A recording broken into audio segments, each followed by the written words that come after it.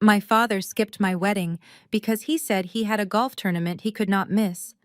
I stood at the altar alone while he was putting on the 18th hole. But yesterday, when my face hit the cover of Forbes magazine, next to the headline, $600 million Empress, my phone lit up with a message from him. It was 3 words. Family dinner. Urgent.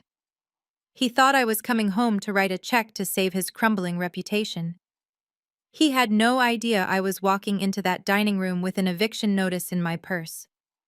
Before I tell you how I bought my own father's debt and made him beg for mercy, let me know where you are watching from in the comments below. And hit like and subscribe if you have ever had to remind your family that respect is a currency they cannot overdraw. My name is Zuri King, and for 32 years I was the invisible daughter. I was the shadow in the hallway, while my sister Chloe was the light in the living room. I was the mistake my father Marcus King never let me forget. I sat in my penthouse overlooking the Chicago skyline, the city lights reflecting off the floor-to-ceiling glass. The air in my apartment was perfectly conditioned, scented with sandalwood and expensive silence. On the marble island in my kitchen lay that magazine. My face. My empire. Onyx Hotels. I had built it from nothing, scrubbing floors and balancing books, while my family pretended I did not exist. I took a sip of my wine, a vintage red, that cost more than the tuition my father refused to pay for me, and looked at his text message again. Urgent. For Marcus King, urgent meant he needed money. It meant the facade of the King family dynasty was cracking and he needed mortar. I should have deleted it. I should have blocked the number and gone back to staring at the beautiful, lonely city I had conquered. But there is a pull to the place that broke you, a gravitational force that drags you back to see if the monsters are still as big as you remember. I grabbed my clutch, checked my reflection in the hallway mirror, and smoothed down the lapel of my cream-colored silk suit. I did not dress for a family dinner. I dressed for a takeover. The drive from my penthouse in the Loop to the old family estate in Highland Park was a journey through time. As I navigated my Porsche through the iron gates of King Estates, I felt that familiar tightening in my chest. From the street, the mansion looked imposing. It was a massive brick colonial that screamed old money and prestige. But as I pulled up the long, winding driveway, the headlights of my car revealed the truth. The hedges were overgrown. The paint on the window shutters was peeling. There were weeds pushing through the cracks and the cobblestones stubborn and ugly. It was just like the family inside. Grand on the outside, rotting on the in. I parked my Porsche right next to my father's vintage Jaguar, making sure the contrast was impossible to miss. His car was a relic of the past, polished but tired. Mine was the future. I took a deep breath, inhaling the cold Chicago air, and walked up the steps. I did not knock. I still had a key, though I had not used it in 4 years. The moment I stepped into the foyer, the temperature dropped. The house smelled of lemon polish and desperation. Well, look who finally decided to show up. The voice came from the drawing room. Brad, my brother-in-law. He was leaning against the doorframe holding a tumbler of scotch, wearing a linen suit that was wrinkled in all the wrong places. Brad was the kind of man who married into a black family and thought it gave him a pass to say things he shouldn't. He thought he was the prince of this kingdom just because he was white and knew how to flatter my father. I ignored him and kept walking, my heels clicking sharply on the hardwood floors. "I am talking to you, Zuri," Brad said, stepping in front of me to block my path. He looked me up and down, his lip curling in a sneer that he probably practiced in the mirror. "I see you rented a nice car for the evening, trying to impress us? Or did you just drive the company car home from your little hotel job?" I stopped. I looked him dead in the eye. "It is a Porsche, Brad. And I own it. Just like I own the building where you buy your cheap suits. Now move." He laughed, a dry, humorless sound. "Feisty. I like it. But do not get comfortable. Marcus is in a mood. And Chloe is... well, you know Chloe." As if on cue, a shrill voice echoed from the top of the grand staircase. "Zuri, do not just stand there gossiping with my husband. Get up here. I looked up. My sister Chloe was standing on the landing. She looked like a disco ball that had exploded. She was wearing a silver sequined gown that dragged on the floor, diamonds dripping from her ears, her hair piled high on her head. She was 2 years younger than me but acted like she was the Queen Mother. I walked up the stairs not because she told me to, but because I wanted to see the train wreck up close. When I reached the top, she didn't hug me. She didn't say hello. She turned her back to me and pointed at the trailing fabric of her dress. Grab the hem, she commanded. This dress cost $20,000, and the maid quit this morning because she is lazy. I need you to carry it while I walk down to dinner. Dad wants to make a grand entrance. I stared at her back. This was the dynamic. This had always been the dynamic. Chloe was the star and I was the stagehand. I am not your maid, Chloe, I said, my voice calm. And that dress is last season. She spun around, her eyes narrowing. Excuse me. You should be grateful we even invited you. Dad read some article about you and said we had to be nice. I told him it was probably a mistake that you probably paid the magazine to feature you. There is no way you built a hotel chain. You could not even organize your own closet when we were kids. She brushed past me, her dress rustling aggressively. Just try not to embarrass us tonight, Zuri. We have standards to maintain. I watched her descend the stairs, clinging to the banister like she was in a soap opera. Standards. The irony was suffocating. I followed them into the dining room. The table was set for 4. Crystal glasses, silver cutlery, heavy porcelain plates. It was a scene straight out of a magazine from the 1950s. My father was already seated at the head of the table, Marcus King, the patriarch, the legend in his own mind. He did not stand up when I entered. He did not smile. He was cutting a piece of steak with surgical precision, his eyes focused on the meat. Sit, he said. It was not an invitation, it was an order. I pulled out the chair opposite him, the spot usually reserved for guests, or in this family, the accused. Brad and Chloe sat on the sides smirking at each other like high school bullies. I sat down, placing my clutch on the table. The sound of the leather hitting the wood made my father look up. His eyes were cold, dark, and assessing. He looked at my suit, my hair, the watch on my wrist. He was calculating my net worth in his head. You are late, he said. I am busy, I replied. Running a corporation takes time, Marcus. You used to know that, didn't you? Before you started spending all your time at the country club. Brad choked on his drink. Chloe gasped. No one spoke to Marcus King like that. My father put down his knife and fork. He picked up a napkin and dabbed the corner of his mouth slowly. You have a sharp tongue, Zuri. I see the business world has hardened you. Good. You will need that hardness. He reached under the table and pulled out a thick leather folder. He tossed it onto the center of the table. It landed with a heavy thud, sliding across the polished wood until it hit my water glass. I did not call you here for pleasantries, he said. I called you here because it is time you stopped playing shopkeeper and came back to the fold. I looked at the folder. The gold lettering on the front read, King Estates, Merger and Acquisition. What is this? I asked. It is your future, my father said. I have prepared the paperwork. We are merging your little hotel venture with King Estates. You have had your fun, you have made a little name for yourself, but you are a woman, Zuri. You are emotional, you are fragile. The market is about to turn, and you are going to lose everything if you do not have a strong hand guiding you. He gestured to Brad. Brad here has a vision. He is going to take over as CEO of the combined entity. You will step down, retain a seat on the board, purely ceremonial of course, and we will manage the assets.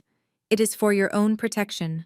I felt the blood boil in my veins, hot and fast. He wanted to steal my company. He wanted to take the one thing I had built with my own blood and sweat, the one thing that proved I was worth something, and hand it to the man who thought I was the caterer. I laughed. It started as a chuckle and grew into a full, loud laugh that echoed off the high ceilings. You are joking, I said. You want me to give my $600 million company to him, to Brad? The man who failed the bar exam 3 times. Brad slammed his hand on the table. Hey! My father's face did not change. He was a statue of arrogance. It is not a request, Zuri. It is a demand. I leaned forward, resting my elbows on the table, violating every etiquette rule he had ever taught me. And if I say no, if I walk out that door and go back to my life, what are you going to do? Marcus ground me. My father smiled. It was a terrifying thin smile that did not reach his eyes. He reached into his jacket pocket and pulled out a second envelope. This one was manila, worn at the edges. If you walk out that door, he said softly, sliding the envelope toward me, I will release these. I opened the envelope. Inside were photos. Photos of me from 4 years ago. Me in a hospital gown. Me sitting in a therapist's office crying. Me looking broken after Mom died. You were very unstable back then, Zuri, my father said, his voice dripping with fake concern. Suicidal, even. I have statements from doctors. I have testimony from family members. If you do not sign the merger papers, I will file a petition with the court tomorrow morning. I will claim you are having a mental breakdown. I will show them these photos. I will tell them you are a danger to yourself and your business. He leaned back, crossing his arms. I will get a conservatorship, Zuri, just like they did to those pop stars. I will take control of your money, your company, your house, and your life. And I will do it because I love you. So be a good girl. Pick up the pen and sign the papers. The silence in the dining room was heavy enough to crush bones. I looked at the man who gave me life, and all I saw was a predator. The photos on the table were not just images. They were a violation. They were taken during the darkest weeks of my life, right after Mom died of cancer.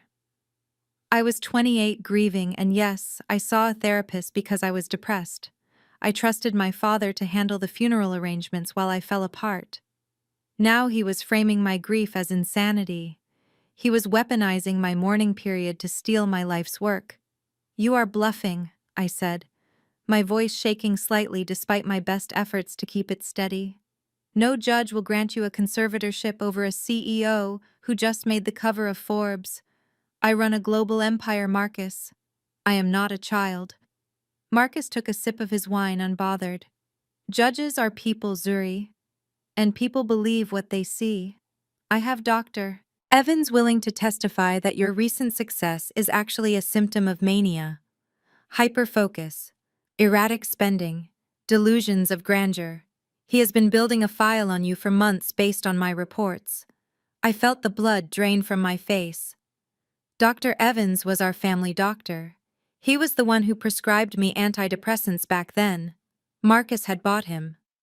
Chloe chimed in, leaning forward with a look of fake concern that made my stomach turn.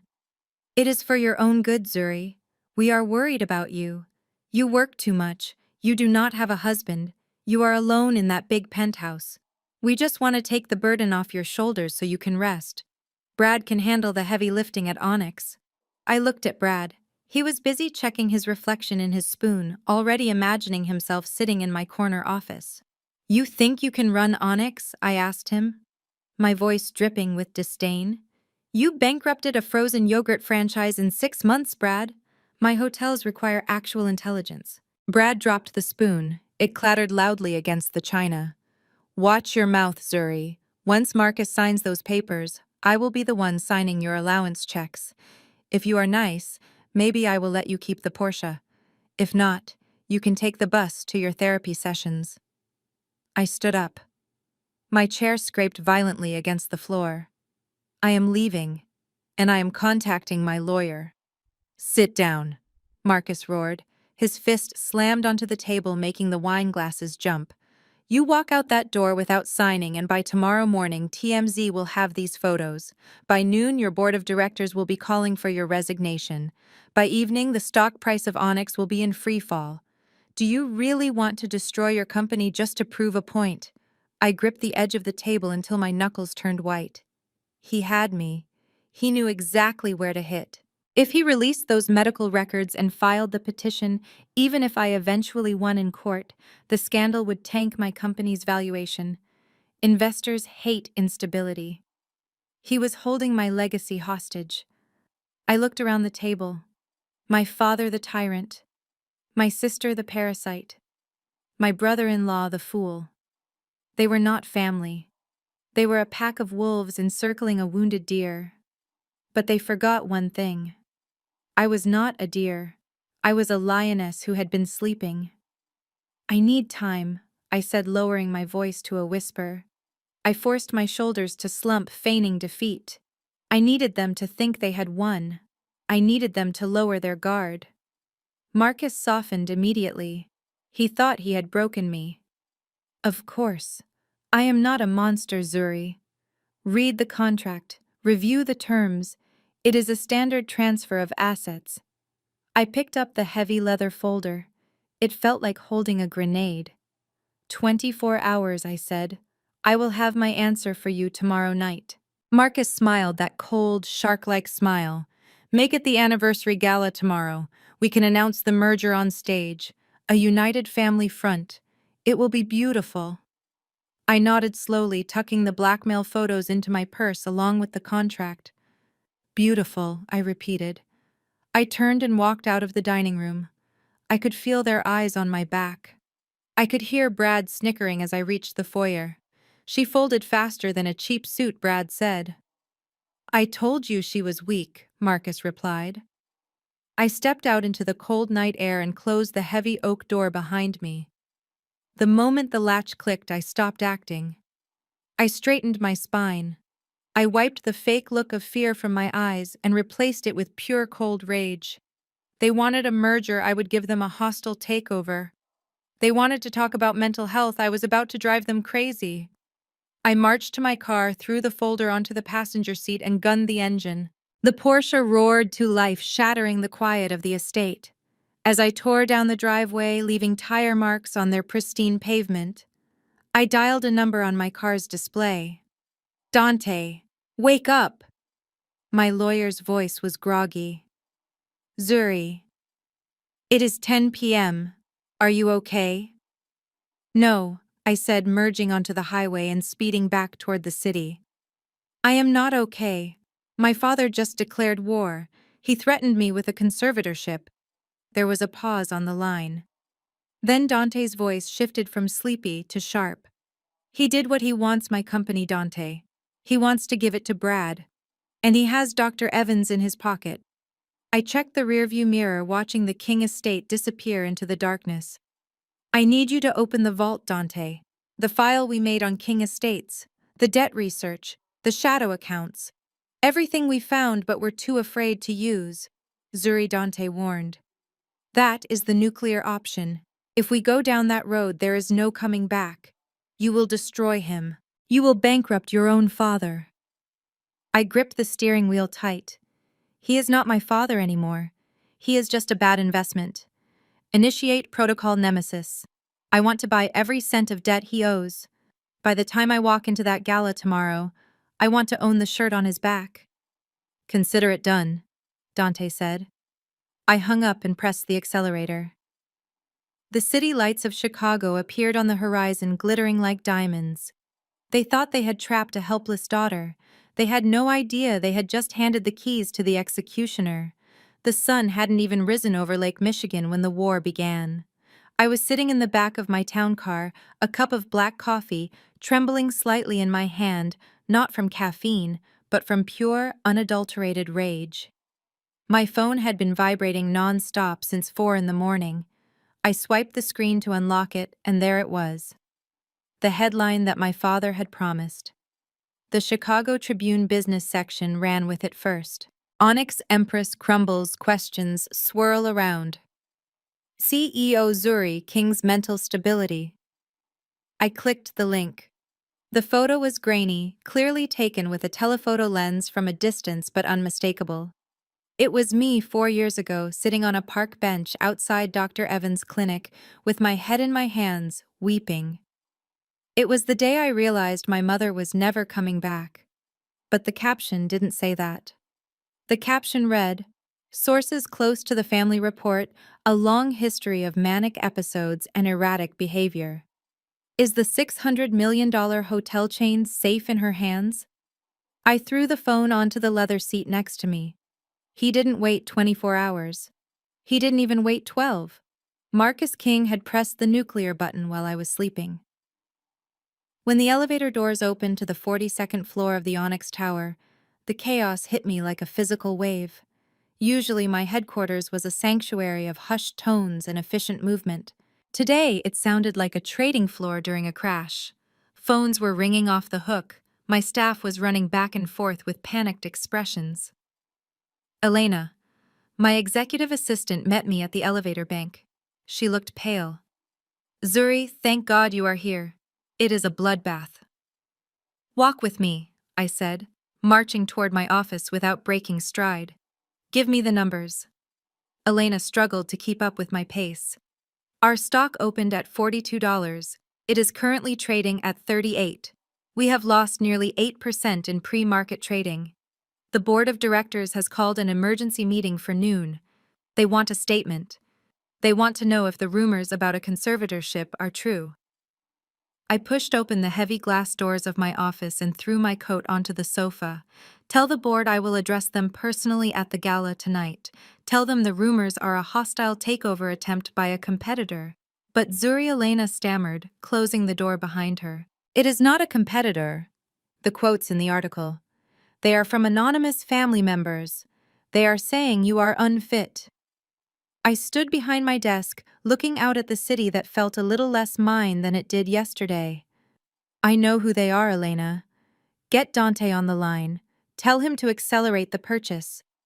I don't care what it costs. If my father wants to play dirty, I'm going to bury him in mud.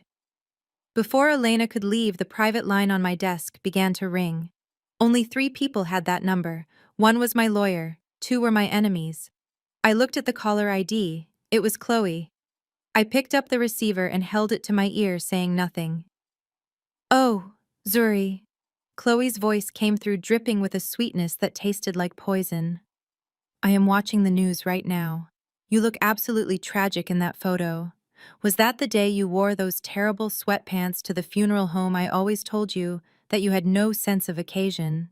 I sat down in my leather chair, swiveling it to face the window. What do you want, Chloe? I am calling to check on you, sis. We are all so worried. Dad is beside himself.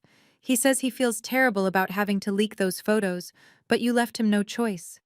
You were acting so irrational last night. He had to protect the family legacy. I gripped the phone cord, winding it around my finger until it turned purple. He is trying to tank my stock price so he can buy me out for pennies, Chloe. Do not pretend this is about love. This is about robbery. Chloe laughed, a light, airy sound that made my skin crawl. Don't be dramatic. It is already working, isn't it? Brad showed me the ticker. You are losing millions by the minute. Just sign the papers, Zuri. End the suffering. Brad has been looking at the floor plans for the estate. We were thinking once you step down and move back home, you can stay in the guest house. The guest house. She meant the converted garage where we used to store the lawnmowers. You want me to live in the garage? Well, we can't have you in the main house, Chloe said, her voice dropping to a conspiratorial whisper. Not with your condition. It wouldn't be safe for the children. But don't worry. Brad said he would let you keep a small allowance. Enough for your therapy and maybe some knitting supplies. You need a hobby, Zuri. Being a CEO clearly is too stressful for your fragile mind. I closed my eyes and took a deep breath. They were enjoying this. They were feasting on my destruction. They genuinely believed that by humiliating me, they were elevating themselves. Is that all, Chloe? Actually, no, she chirped. Brad is on his way over to your office. He wants to measure the corner office for drapes. He says the modern look is too cold. He wants something more regal. Be a dear and let him in, won't you? It would be a shame if he had to call security to escort you out of your own building before the ink is even dry. I opened my eyes. The reflection in the window showed a woman who looked tired, yes, but not broken. Never broken. Tell Brad to come, I said, my voice low and dangerous. I will be waiting. I hung up the phone with a slam that echoed through the silent office. Elena was staring at me, her eyes wide with fear. Zuri, is he really coming here, Brad? Yes, I said, standing up and smoothing down my skirt. He is coming to measure the drapes. I walked over to the wall safe hidden behind a painting of the Chicago skyline. I punched in the code and the heavy steel door swung open. Inside was not money but a single encrypted hard drive and a stack of files that Dante had delivered late last night. The files contained the autopsy of King Estates. Every bribe, every unpaid tax bill, every dirty loan my father had taken to keep up appearances. I pulled out the files and placed them on my desk. Elena, cancel my lunch. Cancel the press conference. What are you going to do? She asked. I am going to welcome my brother-in-law, I said, tracing the edge of the file with my finger. And then I am going to remind him that in the jungle the lion does not negotiate with the hyena. The intercom buzzed. Ms. King Security is on line 1. There is a Mr. Bradley Pearson in the lobby. He claims he is the new acting CEO and is demanding access to the executive elevator. He has a camera crew with him. Of course he brought a camera crew. They wanted to film my walk of shame. They wanted to broadcast my eviction to the world. Let him up, I said. But Ms. King? Let him up, I repeated, my voice cutting through the intercom like a blade. And send the security footage to my private server. If he wants a show, I will give him a show. I walked to the floor-to-ceiling window and looked down at the streets of Chicago. The cars looked like toys. The people looked like ants. My father and sister thought they could crush me because they remembered the girl I used to be. The girl who sought their approval, the girl who cried in parks. They forgot that I built this tower. I poured the concrete. I welded the steel. And I knew exactly where the trapdoors were. The elevator chimed down the hall. I heard Brad's loud, obnoxious voice booming before I even saw him. Film everything I want the shareholders to see that I am taking charge. I turned around, leaning against my desk, crossing my arms. I waited. The door to my office flew open. Brad strode in, flanked by 2 cameramen and a terrified-looking receptionist. He was wearing a suit that was too shiny, a tie that was too wide, and a grin that was too confident. "Zuri," he shouted, spreading his arms as if he were welcoming me to his home. "Packing up already, good girl." He walked past me, running his hand along the leather sofa, inspecting the artwork. He didn't look at me. He looked at the room. He was already mentally redecorating. "This will do," he said to the camera. "We will need to get rid of this feminine furniture, obviously. Get a humidor in here. Maybe a putting green in the corner." He finally turned to me, his eyes gleaming with malicious triumph. "You look tired, Zuri. Rough night." "I guess it is hard to sleep when you know the gravy train has derailed." He walked up to my desk, picked up the nameplate that read Zuri King, CEO, and tossed it into the trash can. "Oops," he smirked. "Clumsy me. But you won't be needing that anymore." Marcus signed the petition an hour ago. The court hearing is set for Monday, but until then, as the designated trustee, I am assuming operational control. He leaned in close, his breath smelling of peppermint and entitlement. "You can go now, Zuri. Go to the garage. Chloe picked out a nice cot for you." I looked at the trash can where my nameplate lay. Then I looked at Brad. I didn't scream. I didn't cry. I didn't give the cameras the breakdown they were hungry for. Instead, I smiled. It was the kind of smile a shark gives before it drags you under. "You are right, Brad," I said softly. "This office does need a change." I reached for the phone. "But before you start measuring for drapes, you might want to call your wife. I think her credit card just got declined at Saks Fifth Avenue." Brad frowned, confusion flickering in his eyes. "What are you talking about?" "I am talking about leverage, Brad. You think you walked into a surrender? You walked into a minefield." I pressed the button on the phone. "Security. Remove the trespassers." And Brad. He froze as 2 burly guards appeared in the doorway behind him. "When you get downstairs, check your email. I just bought the mortgage on your house. You are late on payment." The color drained from his face so fast it looked like a magic trick. "Get out of my building," I whispered, "before I foreclose on your life." I woke up to the sound of my phone vibrating against the marble nightstand. It was not a gentle alarm. It was a relentless, continuous buzzing that signaled a catastrophe. It was 5 in the morning. I reached for the device, my eyes adjusting to the harsh blue light of the screen. I expected a follow-up threat from my father. What I found was much worse. The headline on the Chicago Business Journal screamed in bold black letters, Onyx Empress unstable questions swirl around CEO Zuri, King mental health. I sat up, the silk sheets sliding off my body, a cold shiver running down my spine that had nothing to do with the temperature. I clicked the link. There was a photo of me taken 4 years ago outside a grief counseling center. My eyes were swollen, my hair messy, my posture defeated. It was the week after my mother was buried. I remembered that day.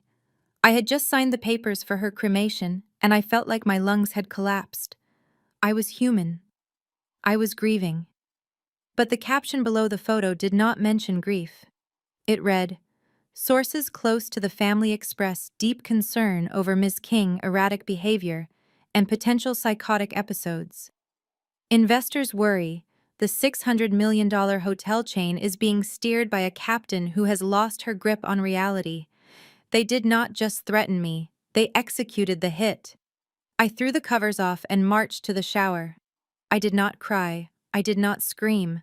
I turned the water to freezing cold and stood under it until my skin was numb.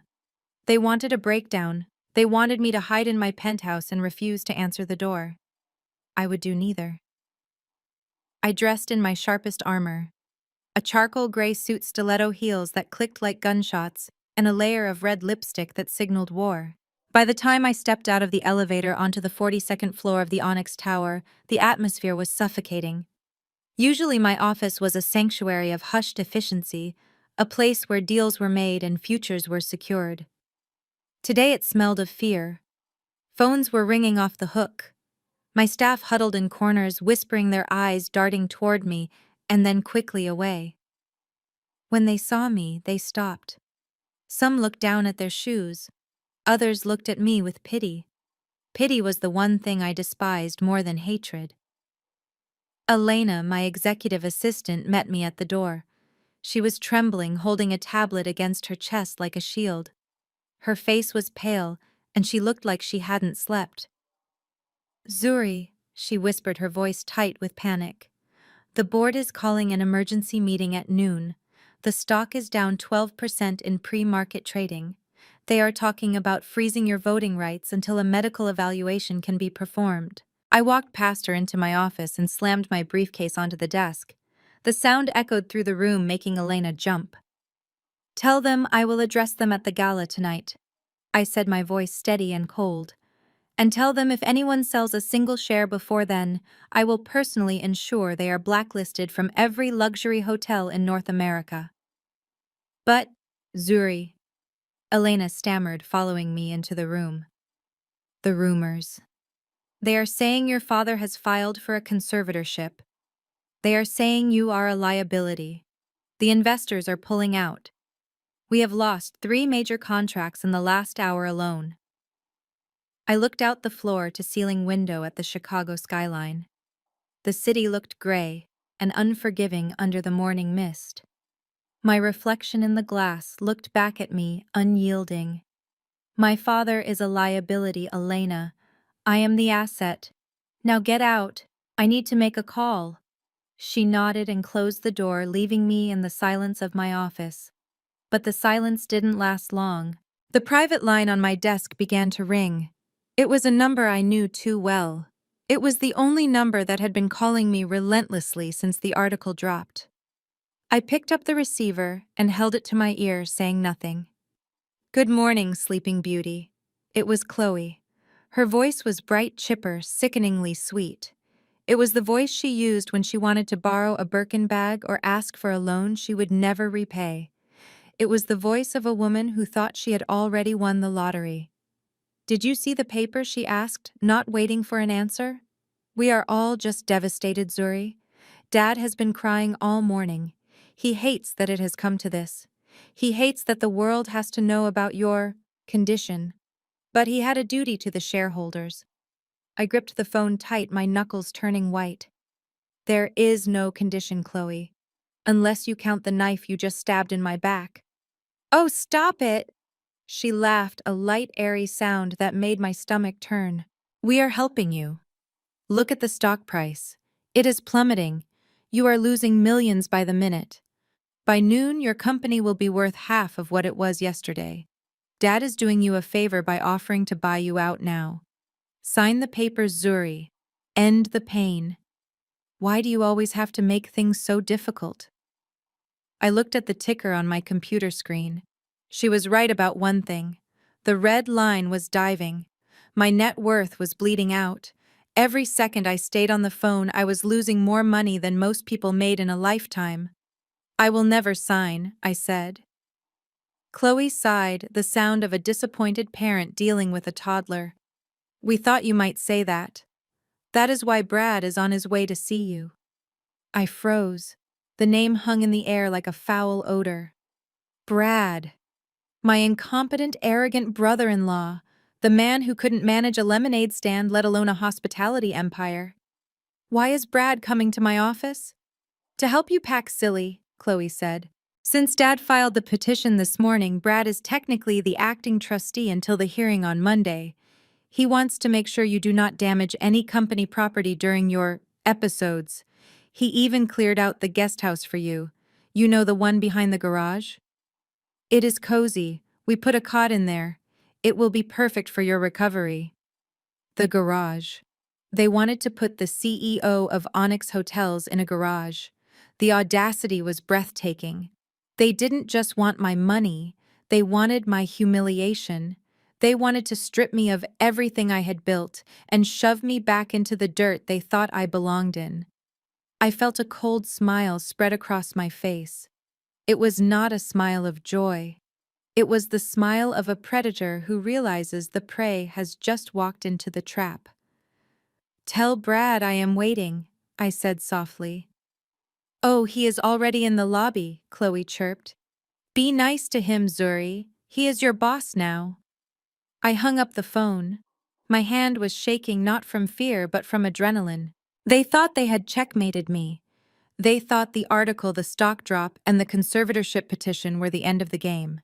They did not know I had spent the entire night with my lawyer Dante buying up the toxic debt that fueled their lavish lifestyle. I pressed the intercom button on my desk. "Elena." "Yes, Zuri, security just alerted me that Brad is in the lobby with a camera crew." I paused. I could hear Elena holding her breath on the other end of the line. "Let him up," I said. "But Zuri," Elena whispered, "he has reporters with him. He wants to film you leaving." "Let him up," I repeated, my voice cutting through the static. And Elena, "Yes, prepare the conference room. And bring me the file labeled Nemesis." I walked over to the mirror and fixed my lipstick. My father wanted a show. Chloe wanted a tragedy. Brad wanted a coronation. I checked my watch. It was 8 in the morning. The markets were bleeding. My reputation was in tatters, and my family was coming to pick the bones. Perfect. I sat down in my leather chair, opened the Nemesis file, and waited for the elevator to ding. The smear campaign was their opening move, but they forgot one rule of business. When you try to bury a seed, you do not destroy it. You just help it grow. And I was about to bloom into their worst nightmare. The elevator ride down to the lobby felt like a descent into hell. Every floor that passed was a reminder of what I had built and what was currently under siege. When the silver doors slid open on the ground floor, the first thing I saw was the light. Not the warm ambient lighting I had carefully curated for the Onyx lobby, but the harsh, blinding flash of paparazzi cameras. And standing in the center of the chaos like a ringmaster in a cheap circus was Brad. He was not just standing there, he was performing. He had positioned himself right in front of the central fountain, a black marble sculpture commissioned from a renowned artist in Harlem. Brad was leaning against it, one hand in his pocket, the other gesturing wildly as he barked orders at my staff. The camera crew he had hired was circling him, capturing every moment of his fabricated authority. I stepped out of the elevator, my heels silent on the plush carpet, and stopped behind a pillar to assess the damage. Brad was currently focused on Mr. Henderson. James Henderson was 65 years old. He was a man of immense dignity, a former history professor who had fallen on hard times before I hired him to run the concierge desk 5 years ago. He was the soul of this hotel. He knew every guest by name, every anniversary, every allergy. And now Brad was snapping his fingers in Mr. Henderson's face. "I am telling you to move it, old man!" Brad shouted, his voice echoing off the high ceilings. "I don't care if that is the standard uniform. It looks drab, it looks depressing. We are going to put you guys in something brighter, maybe some gold vests. Make it pop. And lose the glasses. You look like a librarian, not a hospitality professional."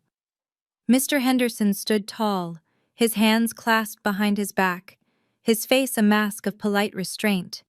"Mr. Pearson," he said calmly, "these uniforms were designed by a local atelier to reflect the architectural history of Chicago.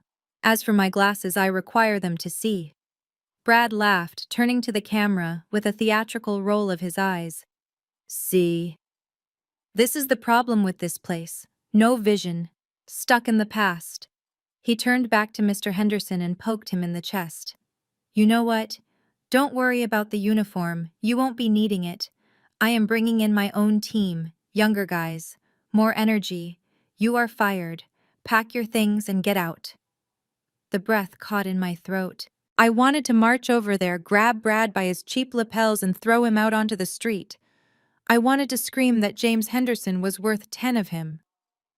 But I saw the red lights on the cameras. I saw the reporters scribbling in their notepads. They were waiting for it. They were waiting for Zuri King, the unstable, emotional, angry woman, to make a scene. If I yelled, if I defended my employee with passion, tomorrow's headline would be "CEO Meltdown in Lobby." It would prove my father's case for the conservatorship. I had to be an actress. I had to be the dutiful daughter. I took a deep breath, forced a smile onto my face that felt like cracked glass, and walked into the light. "Brad." I called out, my voice singing with fake delight. The cameras swiveled toward me. Flashbulbs erupted. I didn't blink. I walked straight to Brad, and before he could react, I pulled him into a stiff embrace. I could smell his cologne. It was overpowering and smelled of desperation. "I am so glad you made it," I said, pulling back but keeping my hand firmly on his arm, squeezing just hard enough to bruise. "I see you are already making an impression." Brad looked surprised by my warmth, but he quickly recovered, puffing out his chest for the cameras. "Zuri, finally. I was just doing some quality control. This place is a mess. The staff is lethargic. The decor is too dark. It feels like a funeral home in here. We need to brighten it up, make it more welcoming for a higher class of clientele." I knew exactly what he meant. Dark, higher class. It was the same coded language my father used. They wanted to whitewash my legacy. They wanted to turn my celebration of Black excellence into a generic, palatable playground for their country club friends. I nodded, swallowing the bile in my throat. "Interesting ideas, Brad. Radical." I turned to Mr. Henderson, who was looking at me with confusion and hurt. It broke my heart. I had to signal him. I had to let him know this was a play. "Mr. Henderson," I said, my voice steady, "why don't you take a break? Go to the back office. Mr. Pearson and I need to discuss the transition. Please do not pack anything just yet. We will sort out the paperwork later." I stared at him hard, widening my eyes slightly. James Henderson was a smart man. He saw the tension in my jaw. He saw the cameras. He gave me a nearly imperceptible nod. "Very well, Ms. King. I will be in the office." As he walked away, Brad scoffed. "You are too soft, Zuri. That is why profits are stagnant. You treat these people like friends instead of employees. When I take over next week, that whole team is gone. I have a buddy from college, Ryan. He runs a nightclub in Miami. He knows how to bring in the real money. Bottle service in the lobby. That is the future. Bottle service in a 5-star hotel lobby. He was going to turn my sanctuary into a frat house." I kept the smile plastered on my face. "We can discuss all of that at the gala tonight, Brad. Why don't we go upstairs? The cameras can't come up to the residential floors." "Security policy." Brad frowned, looking at the camera crew. Fine, but I want full access to the books. And I want the key to the executive suite. I gestured toward the elevators. After you, Mr. CEO. We walked to the elevator bank, the cameras following us until the brass doors slid shut, cutting off the noise, the lights, and the prying eyes. The moment we were alone in the rising metal box, the air changed. Brad loosened his tie and leaned against the mirrored wall, looking at me with a smirk. That wasn't so hard, was it? He said. You know, Zuri, if you play your cards right, I might let you keep a title. Something like Brand Ambassador. You can host parties. You are good at smiling and looking pretty. Leave the real business to the men. I looked at him. Really looked at him. I saw the insecurity beneath the arrogance. I saw a man who had never earned a dollar he didn't marry into. You are right, Brad, I said softly. I have been working too hard. Maybe it is time I let go. The elevator dinged at the penthouse level. You go ahead to the conference room, I said. I need to freshen up before we review the accounts. Elena will get you coffee. Brad stepped out, adjusting his jacket. Make it a double espresso. And Zuri, don't take too long. We have a lot of paperwork to sign. He walked down the hall, strutting like he owned the building. I watched him go until he turned the corner. Then my face fell. The smile vanished, replaced by a cold, hard mask of determination. I stepped back into the elevator and pressed the button for the garage, but then I stopped. No, I didn't need to go anywhere. I needed to end this. I pulled my phone from my pocket. My hands were steady now. The shaking had stopped.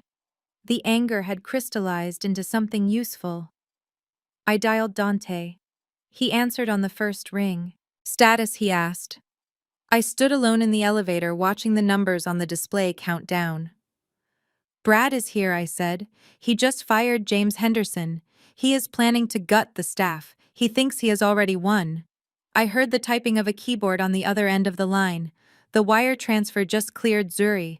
The shell company Nemesis Holdings is officially the owner of the King Estate's debt.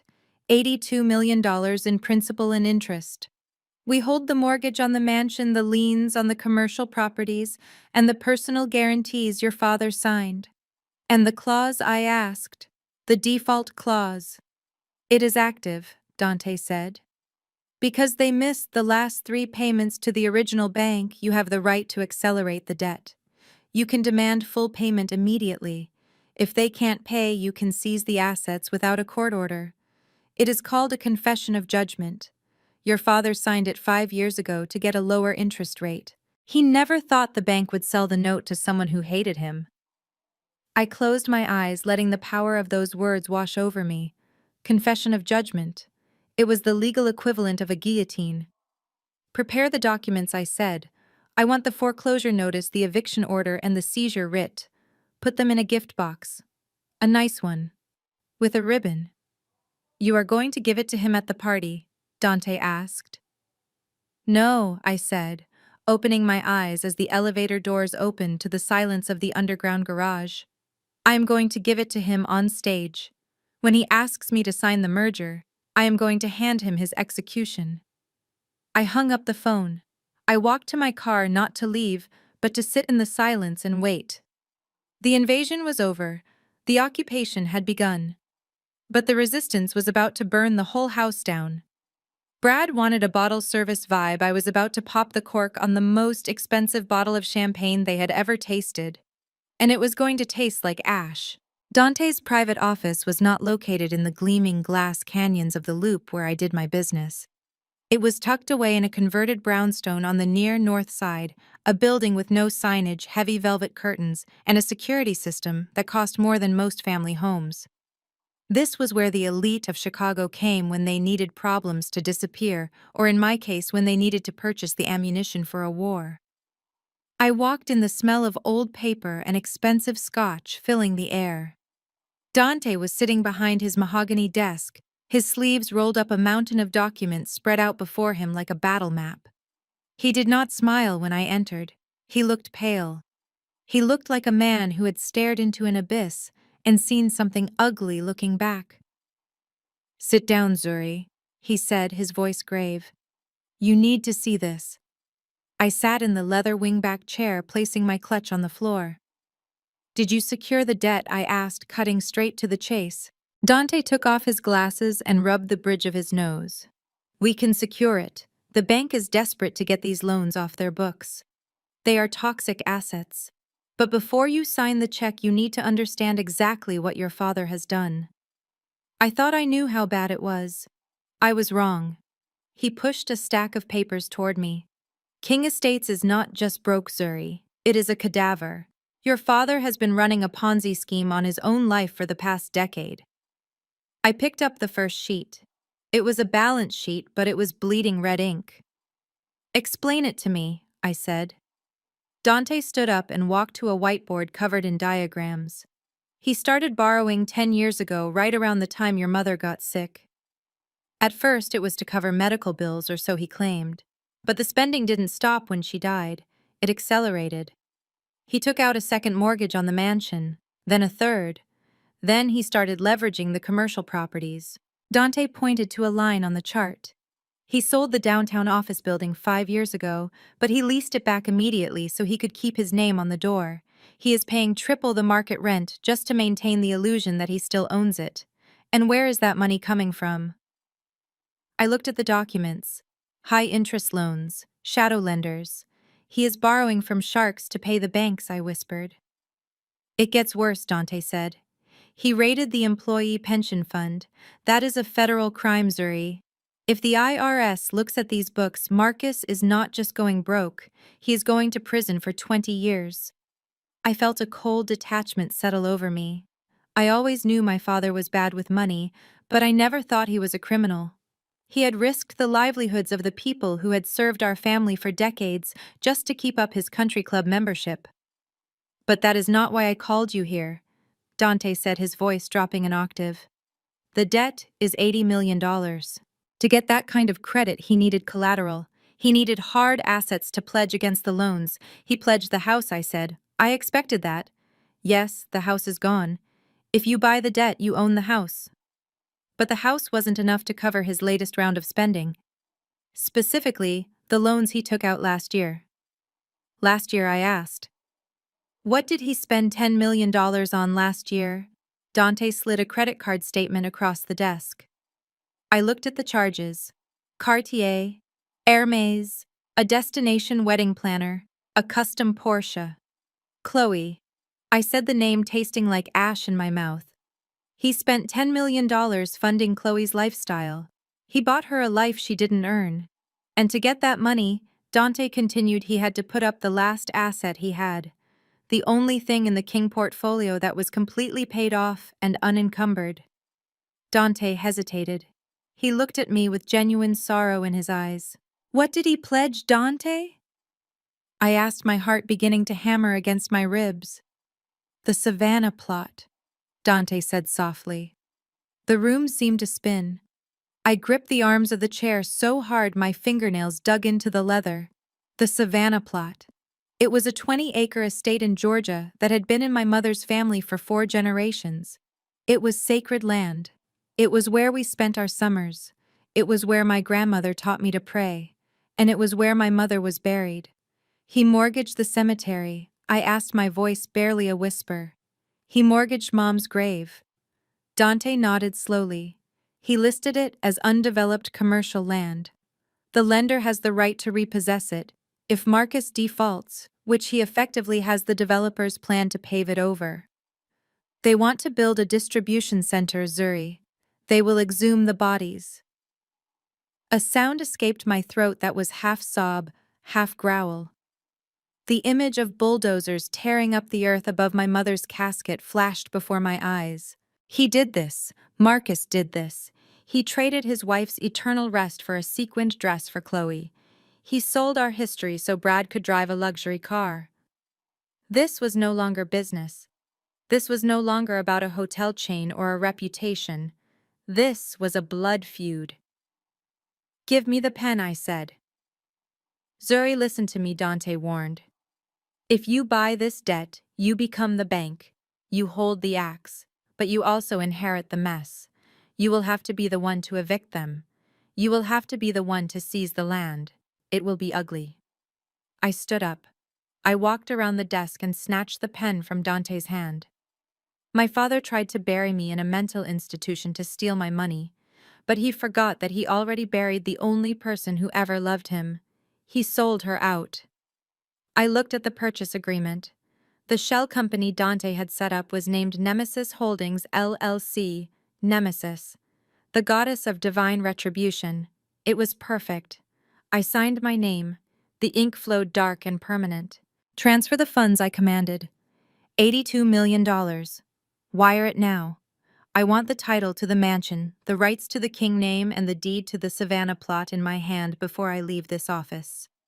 Dante typed rapidly on his keyboard. Initiating transfer. We are buying the note from the shadow lender. They are happy to get out. They didn't want the publicity of evicting a socialite family. They are sending the digital keys. Now. A printer in the corner whirred to life.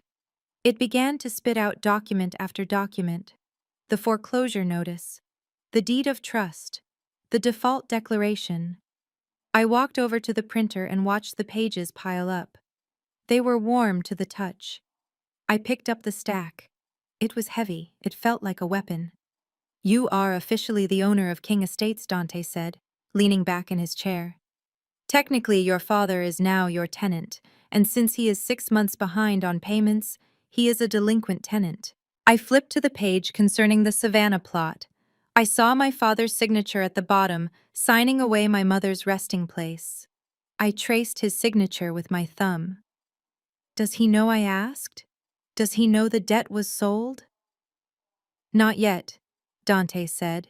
The lender is required to notify him within 48 hours. But right now, he thinks he is still dealing with a faceless bank in the Cayman Islands. He has no idea the wolf is already inside the house. I took the documents and placed them carefully into my briefcase. Tonight is the gala, I said. He wants me to sign a merger. He wants to stand on stage and announce that the King family is united. Dante looked at me. What are you going to do, Zuri? I walked to the door and paused, looking back at the whiteboard that detailed the destruction of my family's honor. I am going to give him exactly what he wants, I said. I am going to give him a night no one will ever forget.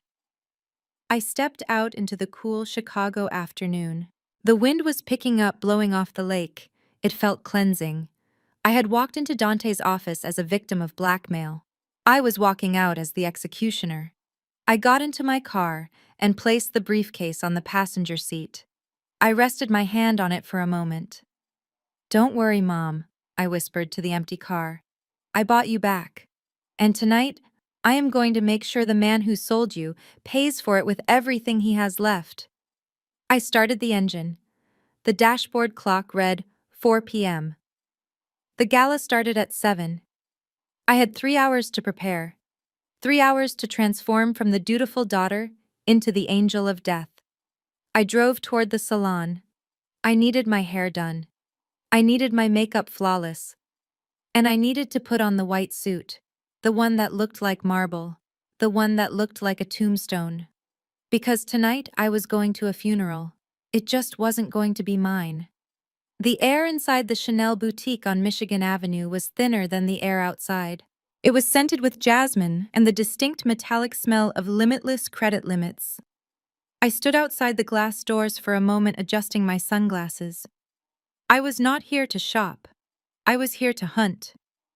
Through the display window I could see her, Chloe. She was standing by the counter surrounded by a mountain of black and white shopping bags. She was laughing at something the sales assistant said, twirling a diamond necklace around her finger. I checked my phone one last time. Dante had confirmed that the listening device was active. It was a tiny black disc, no larger than a button, tucked into the palm of my gloved hand. I took a deep breath. This performance had to be flawless. I had to be the broken sister. The defeated CEO. The woman who had lost everything. If Chloe sensed even a hint of my strength, she would put her guard up. I needed her arrogant. I needed her careless. I pushed open the heavy glass doors and stepped onto the plush carpet. Chloe. I called out, my voice trembling just enough to sound hesitant. My sister spun around. When she saw me, her smile vanished, replaced by a look of pure annoyance.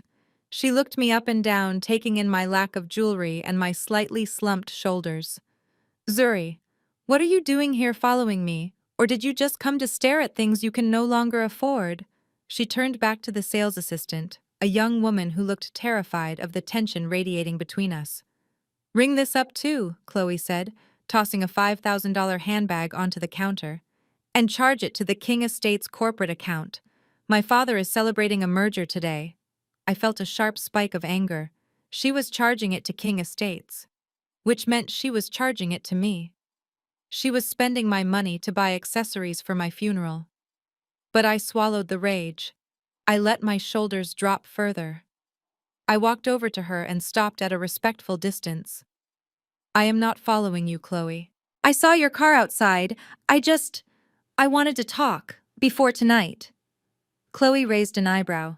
She picked up a silk scarf and draped it over her arm, inspecting herself in the mirror. Talk about what? Unless you are coming to apologize for being a hysterical mess. I do not have time. I have a gala to prepare for. I am the host after all, since you will likely be indisposed. I looked at the floor.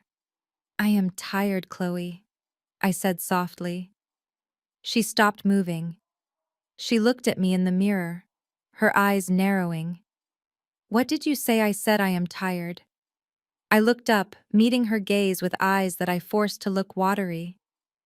I can't fight anymore. The news, the stock drop, the lawyers. It is too much. You and Dad. You win. The silence in the boutique was absolute. Even the sales assistant stopped typing. Chloe turned around slowly, facing me fully. A slow, predatory smile spread across her face. It was the look of a cat that had just cornered a mouse. Say it again, she whispered. I took a shaky breath. You win. I am going to sign the papers tonight. I just want it to be over. I want the press to leave me alone. I want Dad to stop threatening me. Chloe let out a laugh that sounded like champagne bubbles popping. She clapped her hands together in delight. Oh, Zuri. Finally, I knew you would come to your senses. I told Brad you would break. He owes me $50. She walked over to me and patted my cheek. Her hand was cold. You are doing the right thing, sis. You were never built for the pressure. Some of us are queens and some of us are, well, subjects. It is better that you accept your place. She turned back to the counter, snapping her fingers at the assistant. Did you hear that? Wrap everything up? We are celebrating. The assistant hurried to box up the items. Chloe leaned against the counter, looking at me with a mixture of pity and contempt. Since you are being so sensible, Zuri, maybe I will let you sit at the head table tonight. Way at the end, of course. But you can be in the photos. It will look good for the brand. Thank you, Chloe, I mumbled. That is generous of you. The assistant began placing the boxes into large, glossy shopping bags. There were 6 of them. Huge, heavy bags filled with clothes and accessories that cost more than most people's tuition. Chloe looked at the bags, then she looked at me. Her eyes lit up with a new malicious idea. You know my driver is waiting around the block. The traffic is terrible, and I really do not want to break a nail carrying all this to the car. She pointed a manicured finger at the bags. Grab those for me, will you? Consider it practice. If you are going to be living in the guest house, you will need to start pulling your weight around the estate. I stared at the bags. She wanted the CEO of Onyx Hotels to carry her shopping like a servant. It was the ultimate test of submission. If I refused, she would know I was faking. If I did it, she would own me. I walked to the counter. I could feel the heat rising in my cheeks, but I kept my head down. Of course, Chloe. Let me help. I reached for the bags. They were heavy. The handles dug into my palms. Careful, Chloe snapped. That is cashmere. Don't drag it on the floor. I lifted the bag, struggling slightly under the weight. Chloe watched me, a smirk playing on her lips. She picked up her small clutch and checked her reflection one last time. "Come on then, chop chop." She turned and marched toward the door, expecting me to follow. I waited until her back was turned.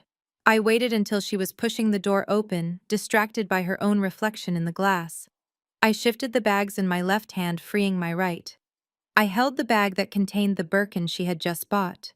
It was the one she would keep closest to her, the one she would take into the dressing room, the one she would place on the table next to her father.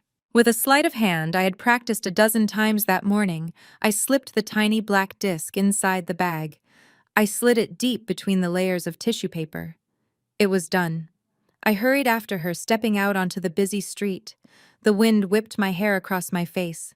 Chloe was standing at the curb, waving impatiently for her driver. "Hurry up, Zuri. God, you are slow. No wonder your company is failing." I walked up to her and placed the bags in the trunk of the waiting limousine. The driver tried to help me, but Chloe stopped him.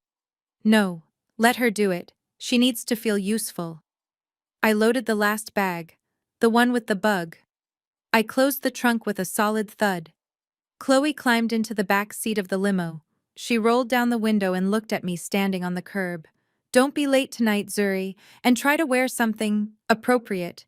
We don't want you looking like a beggar at my party." I forced one last weak smile. "I will be there, Chloe. I promise." The window rolled up. The limo pulled away, merging into the Chicago traffic. I stood there for a moment, watching the car disappear. The submissive posture evaporated from my body instantly. I straightened my spine. I took off my sunglasses and wiped the fake tears from my eyes. My phone buzzed in my pocket. I pulled it out and opened the app connected to the listening device. A green waveform appeared on the screen. "Audio clear," the app read. I put my headphones in. Through the static, I heard the rustle of leather seats. Then I heard Chloe's voice, crystal clear. "Daddy, it is me. Guess who I just ran into? Zuri. She is totally broken.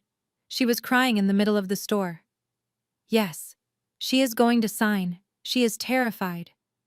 I heard my father's voice on the other end, booming through the car's Bluetooth speaker, which the bug picked up perfectly. "Good. But we stick to the plan. Even after she signs, we file the mental health petition. I want her locked up, Chloe. I do not want her waking up in 6 months and trying to sue us. We need to make sure she is sedated and silenced. Permanently." I pressed the record button. "Got you." I turned and walked down Michigan Avenue. I didn't look like a defeated woman anymore.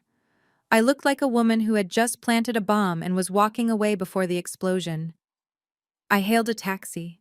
To the Onyx Tower, I told the driver. I had one stop left to make. I had the debt. I had the recording. Now I needed the visual. I needed to pick up the white suit. The suit I would wear to end the King dynasty. Tonight, Chloe wanted me to carry her bags. Tonight, she would be carrying the weight of a felony fraud charge. And unlike the shopping bags, she wouldn't be able to put that down. The silence of my penthouse was usually a comfort, but today it felt like the quiet inside a submarine before a torpedo launch. I sat at my dining table, the glass surface cool against my forearms. In front of me was my laptop, a pair of noise-canceling headphones, and a hard drive that contained the financial ruin of the King family. But money was only half the battle. To win the war, I needed to prove intent. I needed a judge to hear in their own words that the conservatorship was not about my mental health, but about their greed. I put the headphones on. The world outside vanished, replaced by a low, static hiss. On the screen, the audio software showed a flat, green line. The bug was active, transmitting from the bottom of the orange Hermes bag I had loaded into Chloe's trunk an hour ago. The line spiked, a car door slammed, then the sound of heels clicking on stone. They were back at the mansion. I turned up the volume, closing my eyes to visualize the scene. I knew the acoustics of that house better than I knew my own heartbeat. The echo meant they were in the foyer. The muffled thud meant the heavy mahogany doors of the library had just been closed. That was my father's sanctuary. That was where the deals were made. I poured myself a glass of water, my hands steady. The green line on the screen began to dance as voices filled my ears. God, these bags are heavy, Chloe whined. The sound was crisp, as if she were standing right next to me. I hoped Zuri didn't wrinkle the silk. I would hate to have to fire her from her laundry duties before she even starts. I heard the clink of glass against crystal. My father was pouring a drink. It was not even 5 in the afternoon. Forget the bags, Chloe Marcus said. His voice was deep gravelly and stripped of the fake warmth he used in public. Did she suspect anything? Did she ask about the terms of the merger? No, Chloe replied. The sound of rustling fabric followed. She was probably kicking off her shoes. She bought it hook, line, and sinker. She was crying, Dad. Actually crying in the middle of Chanel. She is terrified of the press. She thinks signing the papers will make the bad headlines go away. I watched the waveform on my screen. It was mesmerizing to hear them discuss my destruction so casually, like they were planning a dinner menu. Good, Marcus grunted. We need her compliant for the stage tonight. The press will be there. The cameras need to see a united front.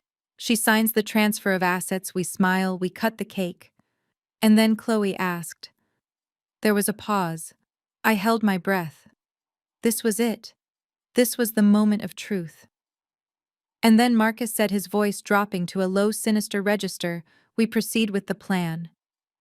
Dr. Evans is already preparing the admission paperwork for St. Jude's Behavioral Health Center. St. Jude's. The name sent a chill through my veins. It was a high-security psychiatric facility 2 hours outside the city. It was a place where people were sent to be forgotten. But Dad, Chloe said, her voice sounding a little hesitant, though not out of morality but out of practicality. If she signs the papers, do we really need to lock her up? I mean, we get the company. Isn't that enough? Marcus laughed. It was a dry, cruel sound. You are naive, Chloe. If we leave her free, she will wake up. In a month or 6 months, the shock will wear off. She will hire lawyers. She will sue us for duress. She will try to claw it all back. Zuri is smart. We cannot leave her on the board. We cannot leave her in the city. I heard the sound of liquid being swallowed. We need to break her credibility permanently, Marcus continued. A stay at St. Jude's establishes a legal precedent. Once she is in the system as a mental patient, her signature on any legal document becomes contestable forever. She becomes a ghost, Chloe, and we become the sole guardians of the King legacy. I stared at the screen, my heart pounding a slow, heavy rhythm against my ribs. He didn't just want to steal from me. He wanted to erase me. He wanted to strip me of my agency, my voice, and my freedom. He was willing to gaslight the legal system to put his own daughter in a padded room just to cover his debts. I moved my mouse and clicked the Save Clip button. I named the file Exhibit A, Malice Aforethought. But the conversation wasn't over. The door to the library opened. Heavier footsteps entered the room. Brad. Hey, family.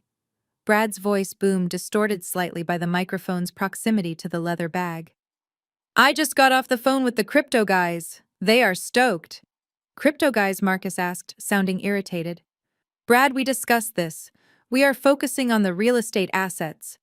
Brad laughed, the sound of ice rattling in a glass. Old school thinking, Marcus. That is why you guys are in debt. Look, once Zuri signs over Onyx, we are sitting on 600 million in tangible assets. But the hotel business. It is boring. Margins are thin. Staff is annoying. I was thinking we liquidate. Liquidate? Chloe asked. Yeah, Brad said, his voice rising with excitement. We sell the properties. The downtown tower alone is worth 200 million. We dump the hotels, take the cash, and dump it into Bitcoin and those monkey NFTs. I have a buddy who says we could triple the money in 6 months. No staff, no overhead, just pure profit. I felt a wave of nausea. Onyx Hotels was not just a business. It was a community. I employed 4,000 people. Housekeepers, concierges, chefs, valets. Families relied on me for their health care, their mortgages, their children's tuition. Brad wanted to fire them all, sell the buildings for parts, and gamble the money on internet coins. He was going to burn my empire to the ground to play casino. Marcus sighed. He didn't sound horrified by the destruction of my work. He just sounded bored. We can discuss the liquidation strategy later, Brad. First, we need the signature. Is the car ready? Yeah, limo is out front, Brad said. By the way, I saw Zuri's car on the highway earlier. She was driving like a grandma. I bet she is at home right now crying into her pillow. Chloe giggled. Let her cry. She won't have much time for tears where she is going. I heard St. Jude's doesn't allow personal items. No silk suits for Zuri. Just hospital gowns and plastic slippers. They all laughed. A collective harmonious laugh of 3 people who believed they were untouchable. I stopped the recording. I took off the headphones and set them gently on the table. The silence of the penthouse returned, but it no longer felt empty. It felt charged. It felt like the air before a lightning strike. I had it all. I had the financial documents proving Marcus was bankrupt. I had the deed to the house proving I was his landlord. And now, I had the audio recording proving a criminal conspiracy to commit fraud and false imprisonment. I stood up and walked to the floor-to-ceiling window. The sun was beginning to set over Chicago, painting the sky in bruises of purple and orange. Somewhere out there in that dying light, my family was putting on their tuxedos and gowns. They were spritzing perfume and adjusting ties, thinking they were preparing for a coronation. They had no idea they were dressing for an autopsy. I turned away from the window and walked into my dressing room. Hanging on the mannequin in the center of the room was the suit. It was a custom piece from Milan, tailored to within a millimeter of my life. It was white, stark, blinding, clinical white. It was not a color of surrender. It was the color of a blank slate. I began to dress. The silk trousers slid on cool against my skin. The blazer buttoned with a satisfying snap. I looked in the mirror. I didn't see the scared girl from the funeral photos. I didn't see the tired woman from the boutique. I saw the CEO. I saw the owner. I saw the end of the line. I slicked my hair back into a tight, severe bun. No loose strands, no chaos, just control. I applied my makeup with the precision of a war paint. Sharp eyeliner. Dark, blood-red lips. I picked up the briefcase containing the documents. I picked up the USB drive containing the audio file. My phone buzzed. It was a text from Chloe. Do not be late, and remember, smile. I looked at the message and typed a reply. I am on my way, and do not worry, I will be smiling. I walked to the private elevator that opened directly into my foyer. As the doors closed, sealing me in, I checked my reflection in the polished steel. It is time to go to work, I whispered. The elevator descended, carrying me down to the street where my driver was waiting. The engine purred. The city awaited. And at the King Estates Gala, the champagne was on ice. Little did they know I was bringing the fire. The sun had set over Chicago, leaving the skyline to glitter like a necklace of jagged diamonds against the black throat of the night. In my dressing room, the only light came from the vanity mirror, casting long, sharp shadows against the walls. On the floor lay the dress Chloe had suggested I wear. It was a pale pink chiffon thing, delicate and flimsy. It was a dress for a victim. It was a dress for a woman who was about to be led to the slaughter. I stepped over it and walked to the garment bag hanging on the door. I unzipped it slowly. The sound of the zipper was the only noise in the room, loud and decisive. Inside was not a dress. It was a suit, but not just any suit. It was a custom-tailored ensemble in blinding stark white. The fabric was heavy Italian silk that draped like liquid marble. The lapels were sharp enough to cut glass. I slipped into the trousers. They fit perfectly high-waisted and commanding. I buttoned the blazer. It cinched at my waist, creating a silhouette that was both feminine and terrifying. I looked in the mirror. White was traditionally the color of surrender, but tonight it was the color of a blank slate. It was the color of the ice that was about to bury the King dynasty. I sat down at the vanity. I did not apply the soft, natural makeup my father preferred. I contoured my cheekbones until they looked like blades. I applied a dark, blood-red lipstick that looked like a fresh wound. I pulled my hair back into a severe tight bun, securing it with pins that felt like little daggers against my scalp. No loose strands, no chaos, just absolute terrifying control. My phone buzzed on the marble counter. It was Dante. The team is in position. I stood up, smoothing the fabric of my jacket. I picked up my clutch. Inside, I didn't carry lipstick or tissues. I carried a USB drive and a single folded piece of paper, the eviction notice. I walked out of the bedroom and into the main living area of the penthouse. Dante was waiting for me by the fireplace. Standing next to him was Marcus Stone, the head of my private security detail. Stone was a former Navy SEAL, a man who spoke little and saw everything. When I walked in, they both stopped talking. Dante looked me up and down, his eyes widening slightly. "You look like you are going to a funeral," Zuri, Dante said softly. "I am," I replied, my voice steady. "But I am not the one in the casket." I turned to Stone. "Run me through the perimeter one last time." Stone nodded, pulling up a digital schematic of the grand ballroom at the Ritz-Carlton on his tablet. "We have 6 men stationed at the main exits, 2 backstage, 2 in the audio-visual booth. Once you give the signal, we lock the side doors. The only way out will be through the main lobby past the press line. And the Wi-Fi," I asked. "We have a dedicated hotspot for your presentation," Stone confirmed. "We have also jammed the venue's public signal to prevent anyone from live streaming the first 5 minutes. We want to control the narrative until the reveal." "Good," I said. "And the guest list?" Stone tapped the screen. 500 attendees. The mayor is there, 3 senators, and the entire board of directors of Onyx Hotels. Your father made sure to invite every person who matters." I smiled. It was a cold, humorless expression. He wanted witnesses for my humiliation. He is going to get witnesses for his execution. I turned to Dante. "Do you have the package for Detective Vance?" Dante reached into his briefcase and pulled out a thick, sealed envelope. "The forensic accounting report, the wire transfer records from the shadow lenders, and the audio recording of the conspiracy to commit fraud. It is all there." I took the envelope. It felt heavy. It felt like justice. "Let's go," I said. We took the private elevator down to the garage.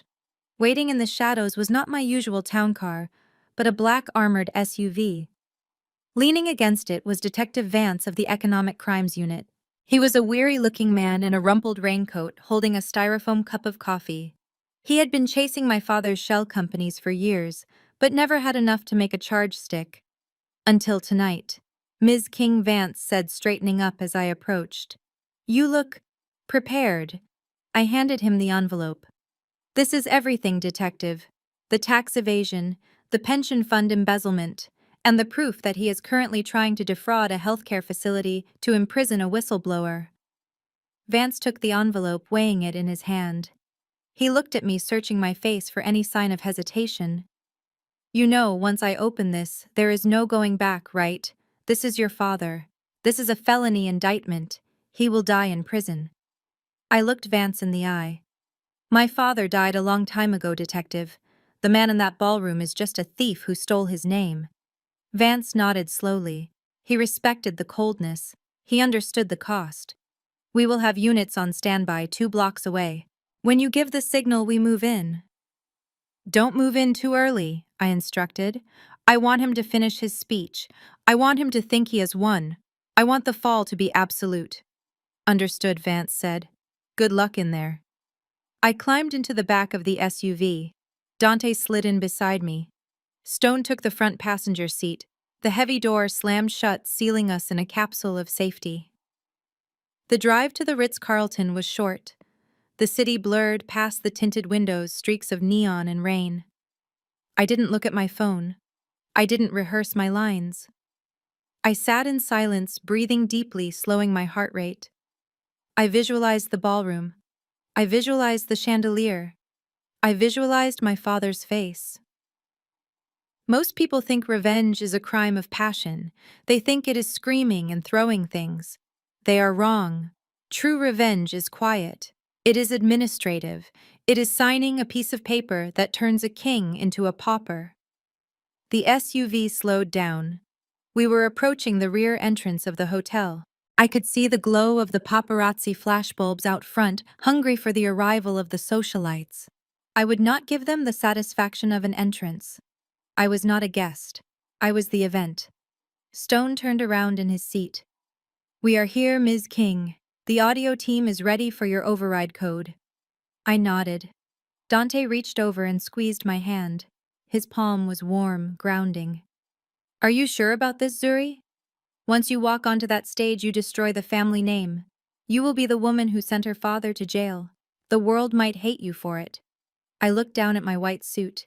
It glowed in the dim light of the car. "Let them hate me," I said. "As long as they respect me."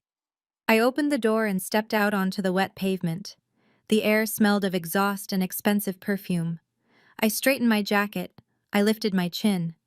I walked toward the service entrance, my heels clicking a rhythm of war on the concrete. Inside, the music was already playing. I could hear the muffled sound of applause. They were celebrating the past. I was here to dictate the future. I walked past the kitchen staff, who stopped and stared at the woman in white marching toward the stage like a soldier. I reached the heavy velvet curtains of the backstage area. Through the gap, I could see him. Marcus King, my father. He was standing at the podium holding a glass of champagne, basking in the adoration of the crowd.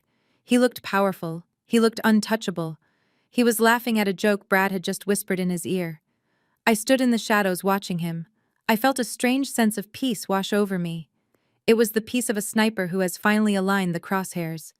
"And enjoy the champagne, Marcus," I whispered into the darkness. "It is the last thing you will ever taste as a free man." I checked my watch. It was time. Tonight, the king dies. I pushed past the curtain and stepped into the light. The grand ballroom of the Ritz-Carlton was a cavern of gold leaf and crystal designed to make people feel small. 500 of Chicago's elite were packed inside, sipping champagne that cost more than my first car. The air smelled of white lilies and ambition. I stood at the back of the room, concealed by the heavy velvet drapes of the service entrance, watching the spectacle. It was a masterclass in deception. My father had spared no expense. There were ice sculptures in the shape of the King Estate's logo. There was a 10-piece orchestra playing soft, unobjectionable jazz. And everywhere I looked, I saw the faces of people who had ignored me for years, now smiling, as if they were witnessing a royal coronation. I adjusted the cuffs of my white suit. Stone, my head of security, stood silently behind me. He tapped his earpiece once, a signal that the perimeter was secure. The doors were manned. The trap was set. I stepped out from behind the curtain. The reaction was not immediate. It started as a ripple. A waiter dropped a tray. A woman in the back row gasped. Then the whispers began. They moved through the crowd like a wave, turning heads until 500 pairs of eyes were fixed on me. I did not walk like a guest. I walked like an invasion. The crowd parted instinctively, creating a wide aisle down the center of the room. I kept my chin high, my face a mask of bored indifference.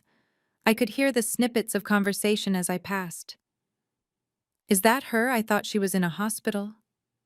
Look at that suit. It is mesmerizing. She looks dangerous." They were right. I was dangerous. I stopped near the front, just outside the ring of bright lights that bathed the stage. On the stage, a massive screen was playing a slideshow. I looked up and felt a surge of bile rise in my throat. It was a montage of family photos. There was my father looking regal. There was Chloe looking adorable. And there was me. But the photos were lies. There was a picture of the family skiing in Aspen 3 years ago. I remembered that trip. I wasn't invited. I spent that Christmas alone in my apartment eating takeout. But on the screen there, I was digitally inserted into the frame, smiling next to a father who hadn't called me in months. The next slide showed my college graduation. In reality, my father had left early to take a business call. In the photo on the screen, he was hugging me, looking like the proudest dad in the world. He was rewriting history. He was manufacturing a memory of love to cover a lifetime of neglect. It was sick, it was brilliant, and it was about to end. The music swelled to a crescendo. The lights dimmed, leaving only a single spotlight on the center of the stage. My father walked out. Marcus King looked every inch the patriarch. He wore a tuxedo that fit him like a second skin. His hair was silver and perfectly coiffed. He raised his hands, silencing the applause with a humble bow that he had practiced in the mirror 1,000 times. "Thank you," he said, his voice warm and rich, filling the room. "Thank you all for being here to celebrate 40 years of King Estates." He paused, looking out over the crowd with misty eyes. "When I started this company, I had nothing but a dream and a shovel. I built this legacy brick by brick, not for money, not for fame, but for family. Because at the end of the day, buildings crumble, markets crash. But family is the foundation that never cracks." A murmur of agreement went through the crowd. I saw the mayor nodding solemnly in the front row. They were eating it up. He was selling them a fantasy, and they were buying it wholesale. "We have had our challenges," Marcus continued, his voice dropping to a confessional whisper. "Every family does. There were times when the weight of this legacy was too heavy. Times when my beloved daughter Zuri struggled to find her footing." He looked directly at me. The spotlight swung around, blinding me for a second. I didn't blink. I stared right back at him, my expression unreadable. "But tonight," Marcus declared, his voice rising triumphantly, "we are putting the past behind us. Tonight the prodigal daughter returns. Tonight we merge the innovation of Onyx Hotels with the tradition of King Estates. We become one, stronger, united, unbreakable." The crowd erupted in applause. It was deafening. It was the sound of 500 people cheering for my surrender. Marcus extended a hand toward me. "Zuri, my darling, come up here. Come take your rightful place." This was it, the walk of shame.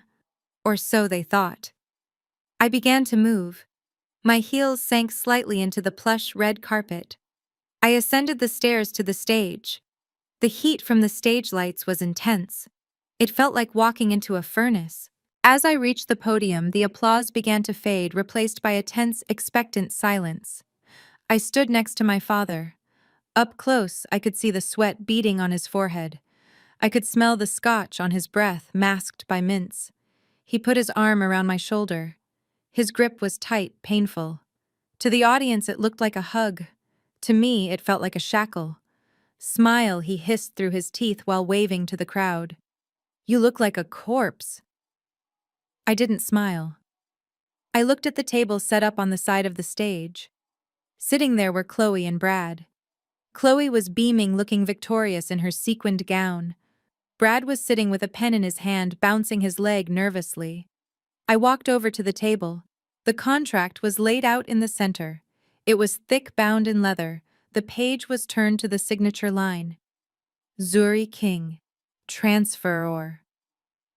Brad stood up and pulled out a chair for me. He leaned in close, his face inches from mine. His eyes were wide and manic. "Do not try anything stupid, Zuri," he whispered, his voice low and venomous. "We have Dr. Evans standing by in the wings with a sedative. You sign this paper or you leave here in a straitjacket." I looked at him. I saw the greed in his eyes. I saw the weakness. "Is that a threat?" "Brad," I asked, loud enough for Chloe to hear, but too quiet for the microphone. "It is a promise," he sneered. "Now sit down and sign. I have crypto to buy." I sat down. The chair was cold. I looked at the contract. The letters seemed to swim before my eyes. Transfer of all assets. Relinquishment of voting rights. Appointment of Bradley Pearson as trustee. It was a death warrant for my life's work. Chloe leaned over from her seat. She placed a manicured hand on my arm. "Just do it, Zuri," she whispered. "Be a good sister for once. Daddy needs this. We need this. Think of it as paying us back for raising you." Paying them back. The irony almost made me laugh. I picked up the pen. It was a heavy, expensive fountain pen, the kind used to sign treaties. I held it over the paper. My father walked over to the microphone. The room went silent. You could hear a pin drop. "Ladies and gentlemen," he announced, his voice booming. "Witness the moment the King dynasty secures its future for the next 100 years." He looked down at me, his eyes commanding. "Sign it, Zuri." I looked at the pen. Then I looked at the crowd. I saw the faces of the board members who had betrayed me. I saw the reporters with their cameras raised waiting to capture my defeat. I saw the waitstaff in the shadows looking at me with worry. And then I looked at the screen behind me. The fake photo of the happy family in Aspen was still displayed. It was so perfect, so fraudulent. I felt a calm settle over me. It was the calm of the hurricane's eye. I put the pen down. The sound of the metal hitting the wood was small, but in the silence of the room it sounded like a gunshot. Brad froze. Chloe's smile faltered. My father's eye twitched. Zuri Marcus said, his voice straining to maintain the jovial tone. "The pen is right there." I stood up. "I am not signing this," I said. I didn't whisper it. I didn't shout it. I said it with the clear projecting voice of a CEO addressing a shareholder meeting. The crowd gasped. My father stepped away from the podium and grabbed my arm, squeezing hard enough to leave a bruise. "What the hell are you doing?" he hissed, his face turning red. "Sit down. Sign the paper." "No," I said. I pulled my arm free from his grip. I walked past him. I walked past Brad, who was staring at me with his mouth open. I walked straight to the podium. My father tried to block me. "Security," he shouted. "Get her off the stage. She is having an episode." But the security guards didn't move. They were my men. Stone had replaced the hotel security an hour ago. My father looked around confused, panic starting to set in. I gripped the sides of the podium. The wood was cool under my palms. I looked out at the 500 faces. I saw confusion. I saw shock. And I saw anticipation. They knew something was wrong. They knew the script had been flipped. I leaned into the microphone. "My father is right about one thing," I said, my voice echoing through the massive hall. "Family is a foundation. But what he didn't tell you is that some foundations are built on sand, and some are built on lies." "Zuri, stop!" Marcus screamed, lunging toward me. Stone stepped out from the shadows. He didn't touch my father. He just stood between us, a wall of muscle and stone. Marcus stopped, terrified. I continued, my eyes locking on the camera lens of the main news feed. "He told you I was sick. He told you I was unstable. He told you I needed to be saved, but the only thing sick about this family is the balance sheet." I reached into my blazer pocket. I didn't pull out a tissue. I didn't pull out a speech. I pulled out a USB drive. I plugged it into the podium's media console. "Cut the feed," Brad screamed, running toward the sound booth. "Cut the damn feed." But it was too late. My team in the booth had locked the system. I looked back at the screen. The fake photo of Aspen flickered and died. The screen went black for a second. And then it turned red. Bright, alarming blood red. And in the center of the screen, in bold white letters, a new document appeared. It wasn't a family photo. It was a bank statement. "Ladies and gentlemen," I said, my voice dropping to a deadly calm, "welcome to the real King Estates." The red light from the massive LED screen bathed the stage in a sinister crimson glow. The gasps from the audience were not polite ripples of surprise anymore.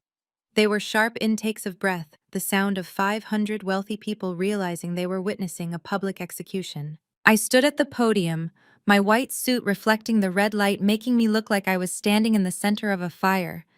Behind me, the words, "Notice of default and immediate asset seizure," loomed 20 feet tall.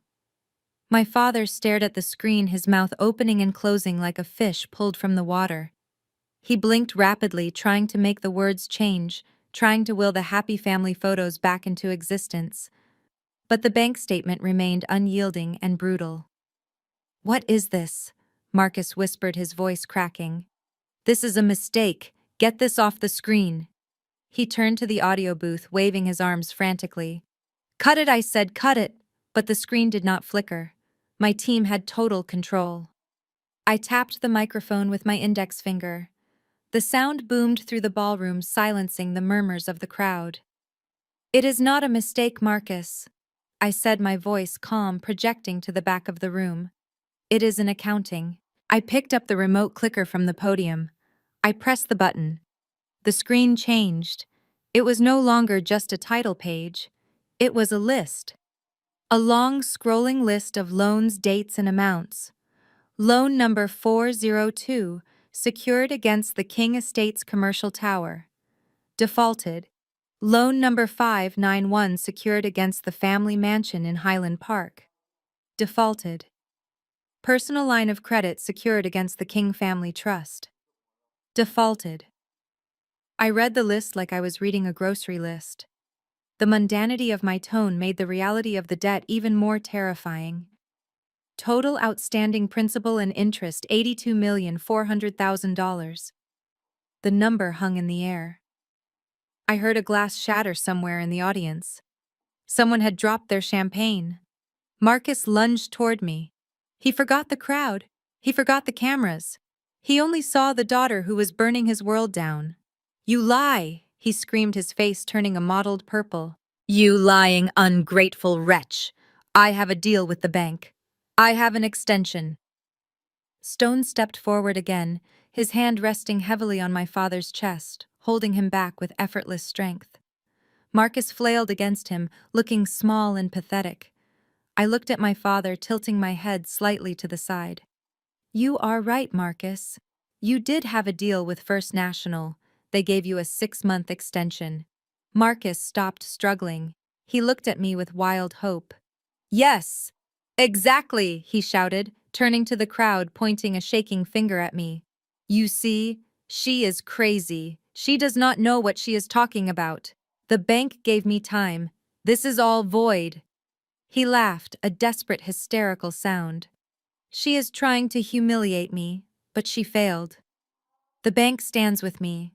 I waited for him to finish. I waited for the echo of his laughter to die out. "The bank did stand with you, Marcus," I said softly. "Until 9 o'clock this morning." I took a step closer to him. "At 9:01 a.m., First National sold your entire debt portfolio. They were tired of your missed payments. They were tired of your excuses. So they sold the note to a private equity firm that offered to pay cash on the barrelhead." Marcus froze. The color drained from his face. "Who?" he whispered. "Who bought it?" I smiled. It was the smile I had practiced in the mirror. "A company called Nemesis Holdings." I gestured to myself. "And I am the sole proprietor of Nemesis." The silence in the room was absolute. It was heavy and suffocating. "I own your debt, Marcus. I am the bank now. And unlike First National, I do not grant extensions." Marcus staggered back as if I had physically struck him. He grabbed the edge of the table to steady himself. You bought it, every cent," I confirmed. "And under the terms of the loan agreement you signed 5 years ago, specifically the acceleration clause on page 42. The new note holder has the right to demand full repayment immediately upon transfer if the borrower is in default." I looked at the crowd, then back at him. "I am demanding payment, Marcus. $82 million. Can you write the check tonight?" Marcus looked around the room, searching for an ally. He looked at the mayor. He looked at his golf buddies, but they were all looking down at their shoes or checking their phones. No one wanted to be associated with a corpse. Brad jumped up from the table. He knocked over his chair in his haste. "This is illegal!" he shouted, his voice high and pitchy. "You can't just call in a loan like that. We have rights. We have assets." He pointed at the screen. "We have the hotel chain. We have the brand." I turned my gaze to Brad. He looked like a child trying to play a man's game. "You have nothing, Brad." I clicked the remote again. The screen changed to a new document. It was a foreclosure notice. "Since you cannot pay the $82 million, I am exercising my right to seize the collateral." I pointed to the items listed on the screen. The commercial tower downtown mine, the Highland Park mansion mine, the fleet of vintage cars in the garage mine, even the trademark on the name King Estates.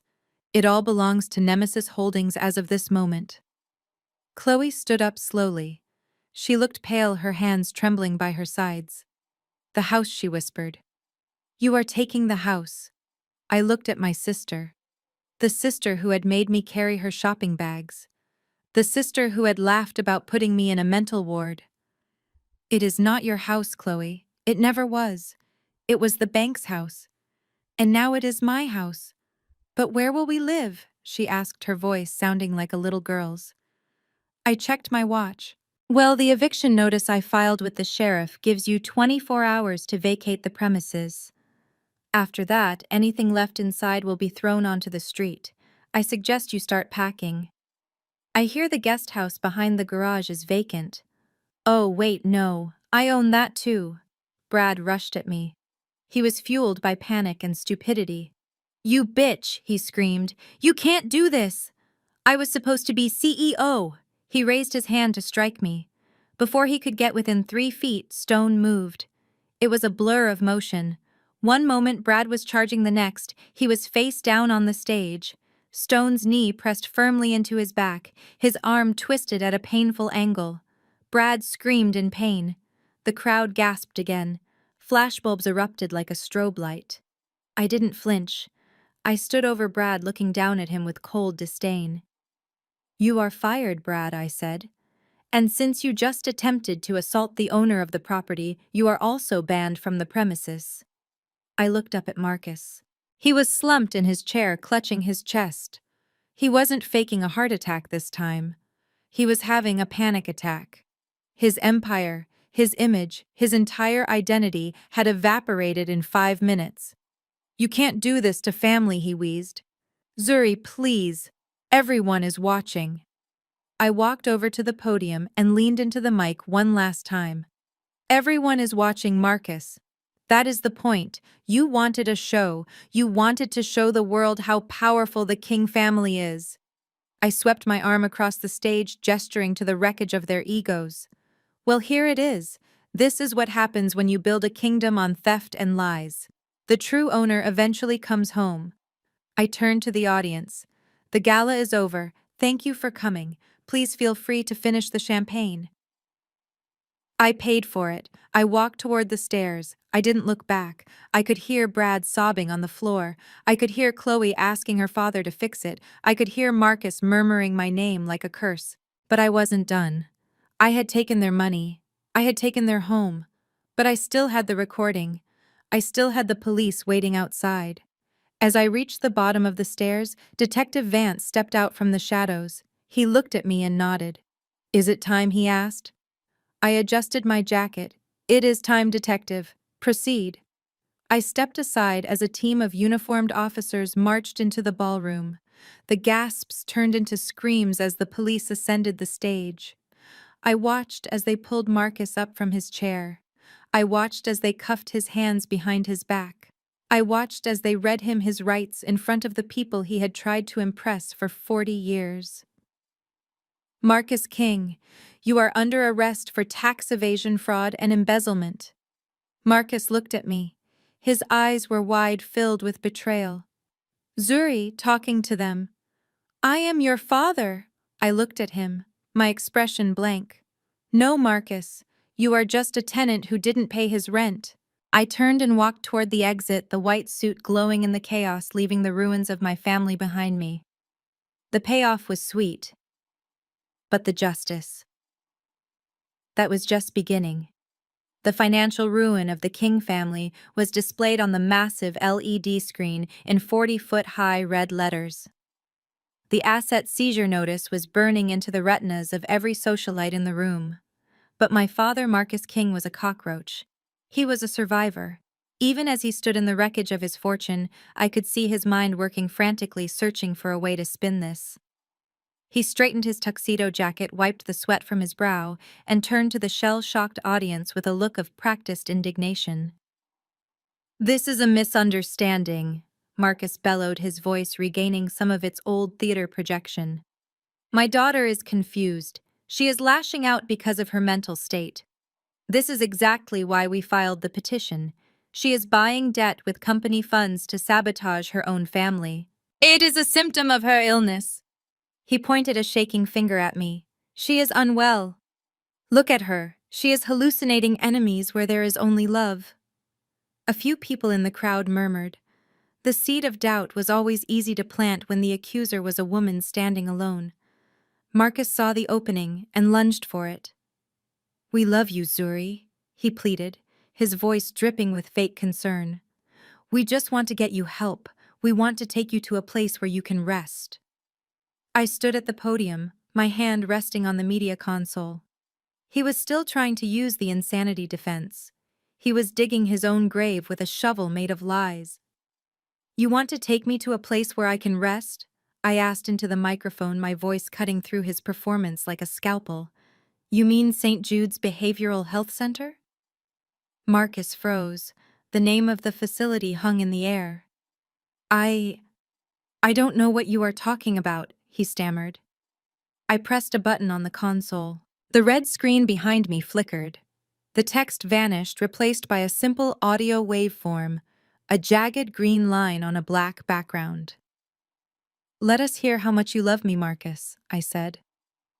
I hit play. The sound was crystal clear. It boomed through the high-end speakers of the Ritz-Carlton, reaching every corner of the room. It was the recording from the library captured just hours ago. We proceed with the plan. Marcus's voice echoed distinct and undeniable. Dr. Evans is already preparing the admission paperwork for St. Jude's. The crowd gasped. Marcus looked around, his eyes wide with terror. He clawed at his throat as if trying to catch the words back. But Dad Chloe's voice chirped through the speakers. If she signs the papers, do we really need to lock her up? If we leave her free, she will wake up. Marcus's recorded voice replied, cold and calculating. We need to break her credibility permanently. She becomes a ghost, Chloe. Then came the laughter. The cruel collective laughter of my father, my sister, and Brad. She won't have much time for tears where she is going. Brad's voice sneered. St. Jude's doesn't allow personal items. I stopped the recording. The silence that followed was not the silence of shock. It was the silence of judgment. Every person in that room, the politicians, the investors, the press, they all looked at Marcus King. And for the first time, they didn't see a patriarch. They saw a monster. That was recorded 3 hours ago, I said, staring directly at my father. That is conspiracy to commit fraud, conspiracy to commit false imprisonment, and malicious intent to inflict bodily harm. Marcus backed away, shaking his head. It is a deepfake. He screamed, his voice cracking into a high-pitched squeal. It is AI. She fabricated it. The doors at the back of the ballroom burst open. The time for lies is over, Marcus. Detective Vance strode into the room. He was flanked by 6 uniformed officers. He wasn't wearing a tuxedo. He was wearing his badge and a look of grim satisfaction. He marched down the center aisle, the crowd parting for him like the Red Sea. Marcus King Vance announced, his voice booming without a microphone. Marcus stumbled back, knocking over the podium where he had given his speech. No, you can't be here. This is a private event. Vance stepped onto the stage. He pulled a pair of steel handcuffs from his belt. You are under arrest, Mr. King. What?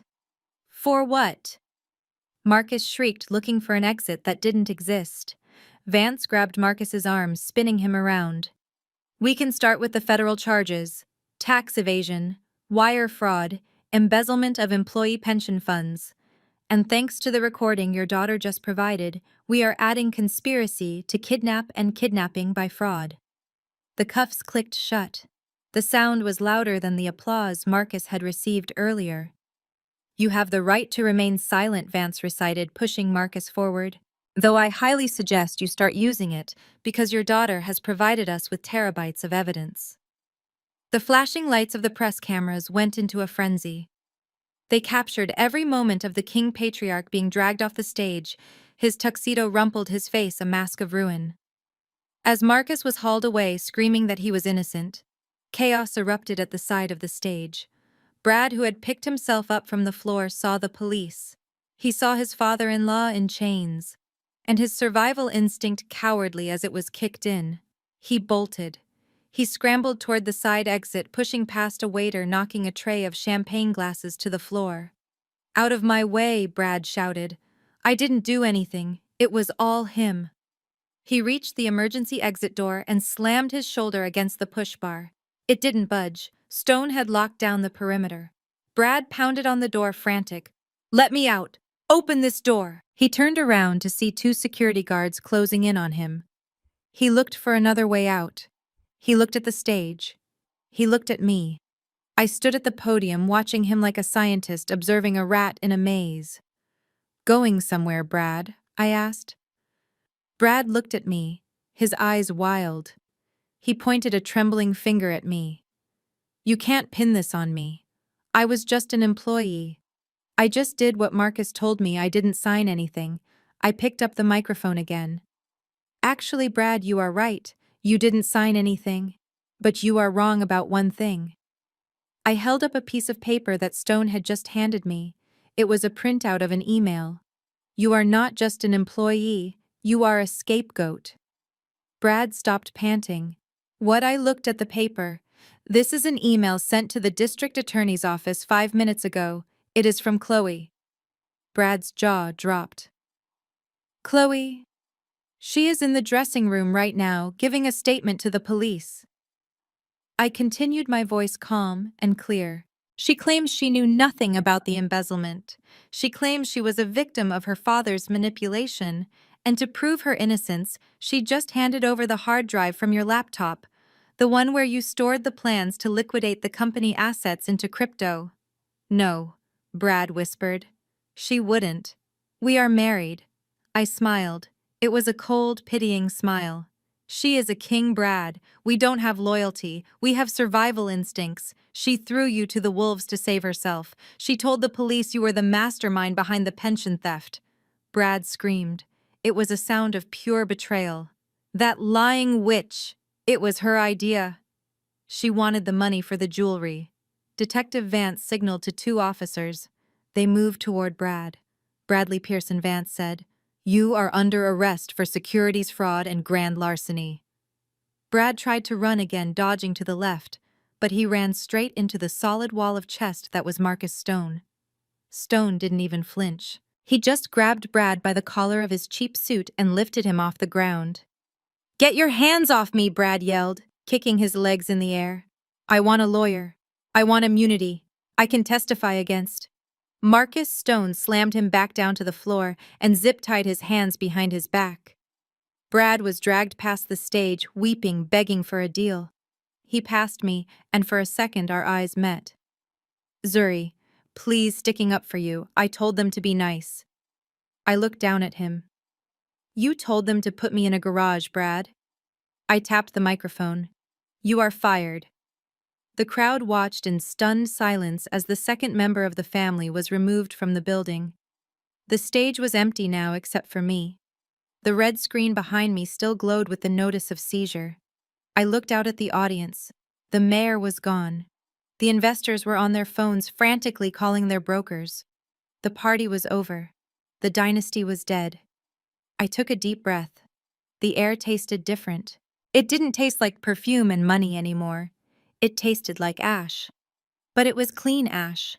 It was the ash of a fire that had burned away the rot. I stepped away from the podium. My legs felt heavy, but my spirit felt light. I walked down the stairs not as a victim, not as a daughter, but as a survivor. I had one more person to deal with. The one who had turned me in. The one who was currently hiding in the dressing room thinking she had made a deal with the devil to save her skin. Chloe. I signaled to Stone. "Bring the car around," I said. "We are going to the station. I want to make sure my sister understands the terms of her new lease." Stone nodded. "And the guests?" he asked. I looked back at the ballroom one last time. "Tell them the open bar is closed." I walked out of the service entrance into the cool night air. The sirens were wailing in the distance, a lullaby for the wicked. I had won. But the game wasn't quite over yet. I had to make sure the final piece of the puzzle fit perfectly. I had to make sure Chloe knew that betraying her husband didn't mean she escaped the queen. 30 days is a long time in the business world. In 30 days, you can merge companies. You can bankrupt a nation. Or in my case, you can erase a dynasty.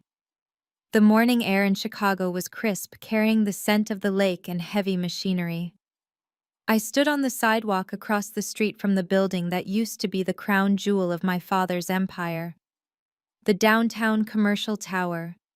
It was a monolith of black glass and steel that dominated the skyline. For 40 years, the name King Estates had been emblazoned across the entrance in gold lettering. It was a name that commanded fear and respect. Today, it was just scrap metal. I watched as the crane operator lowered the letter K onto the flatbed truck. It hit the metal bed with a hollow, deafening clang. It looked smaller down here on the ground. Rusty. Cheap. Just like the man who put it there, Ms. King. I turned. The foreman was holding a clipboard looking nervous. The old signage is down. The crew is ready to install the new branding. Do you want to approve the alignment before we bolt it in? I looked up at the empty facade. It looked clean. It looked ready. Proceed, I said. And make sure it is straight. I want it visible from the highway. I watched as the new letters were hoisted into the air. They were not gold. They were platinum. Sleek, modern, and unyielding. Zuri Group. No fathers. No husbands. No family names to hide behind. Just me. I signed the foreman's clipboard and walked to my car. I had 2 more stops to make before I could close the book on this chapter of my life. The first stop was a high-end consignment shop on Oak Street. It was the kind of place where wealthy women quietly sold their jewelry when their husbands got indicted or their affairs got expensive. I did not go there to shop. I went there to witness. Through the display window I saw her. Chloe. She was not wearing sequins today. She was wearing jeans and a sweater that had seen better days. Her hair was pulled back in a messy ponytail, and she looked tired. She was standing at the counter, arguing with the appraisal manager. On the counter between them lay a pile of designer handbags, the very same bags I had carried for her just a month ago. I pushed the door open. The bell chimed. Chloe spun around. When she saw me, she froze. Her hand went to her throat, instinctively covering a necklace that was no longer there. Zuri, she whispered. I walked to the counter. The manager looked at me, then back at Chloe, sensing the tension. Ms. King, the manager said, nodding to me. Do you know this woman? She is trying to tell me this Birkin is worth 20,000. I told her without the original receipt and box, I can only give her 4. I looked at the bag. It was the orange one. The one that had carried the recording device that destroyed her life. It is authentic, I said calmly. My sister has excellent taste in spending other people's money. Chloe flushed a deep, angry red. I do not need your help, Zuri. She turned back to the manager, her voice shaking. Fine. Take it. 4,000. Just give me the cash. The manager counted out the bills. Chloe snatched them, stuffing them into her pocket. She grabbed her coat and tried to storm past me, but I stepped into her path.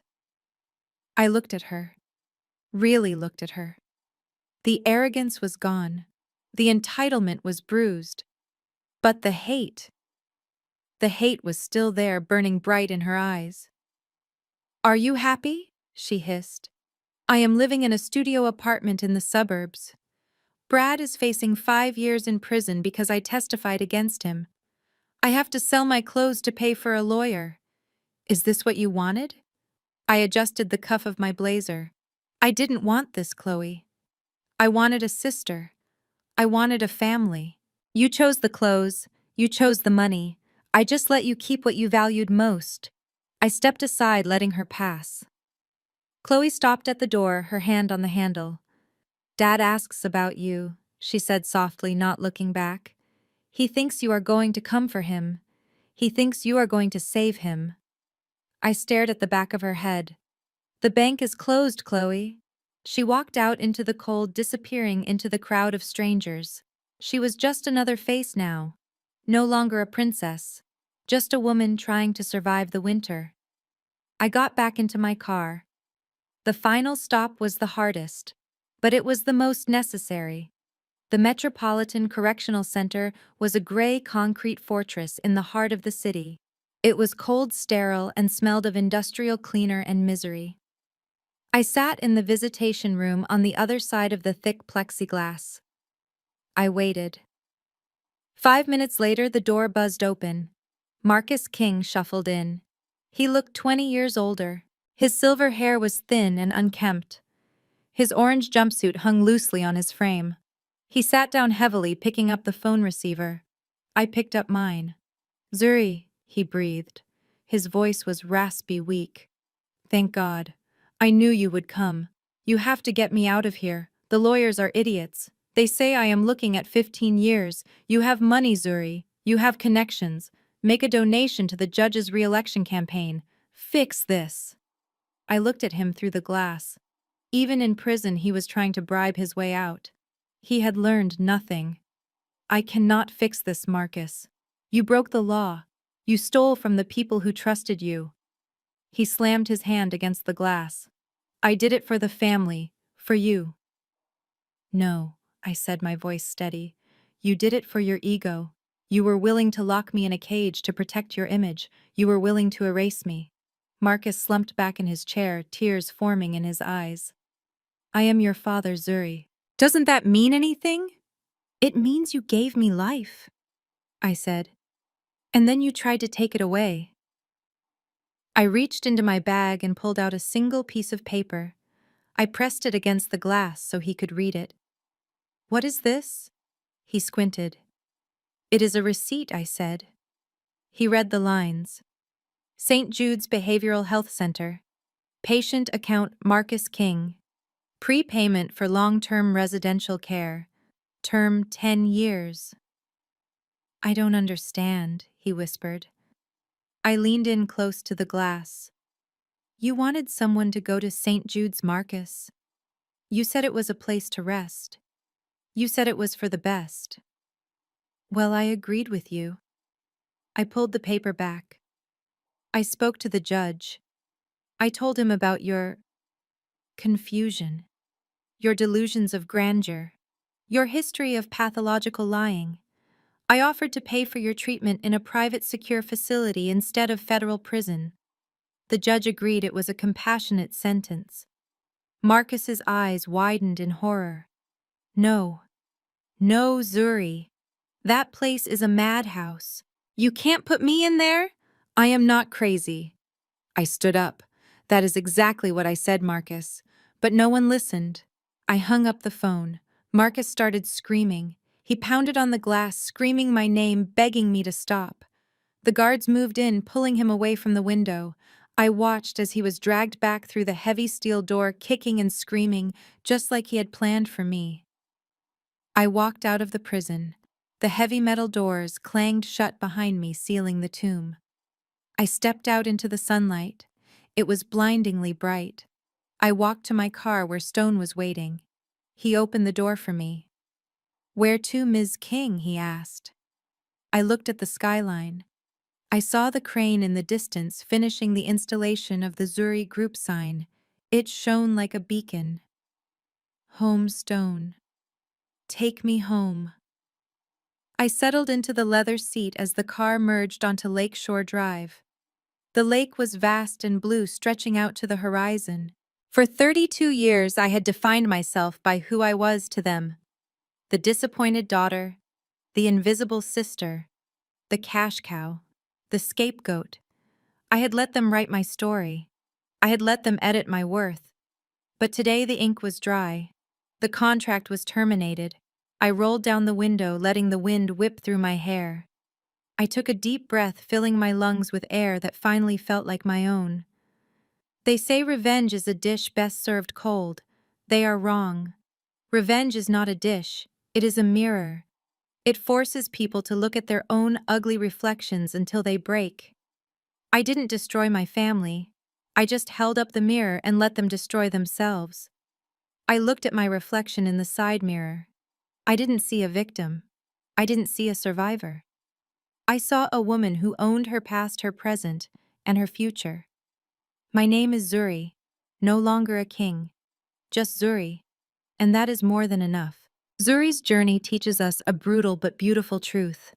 Your worth is never defined by the people who fail to value you, even if they share your blood. We often waste years seeking validation from those who only see us as a resource, not a person. But true freedom begins the moment you stop waiting for an apology that will never come and start building the life you deserve. The strongest foundations are often built on the very rocks they threw at you. If you have ever had to be your own hero against the people who should have protected you, hit like and subscribe. Share your story of breaking free in the comments below.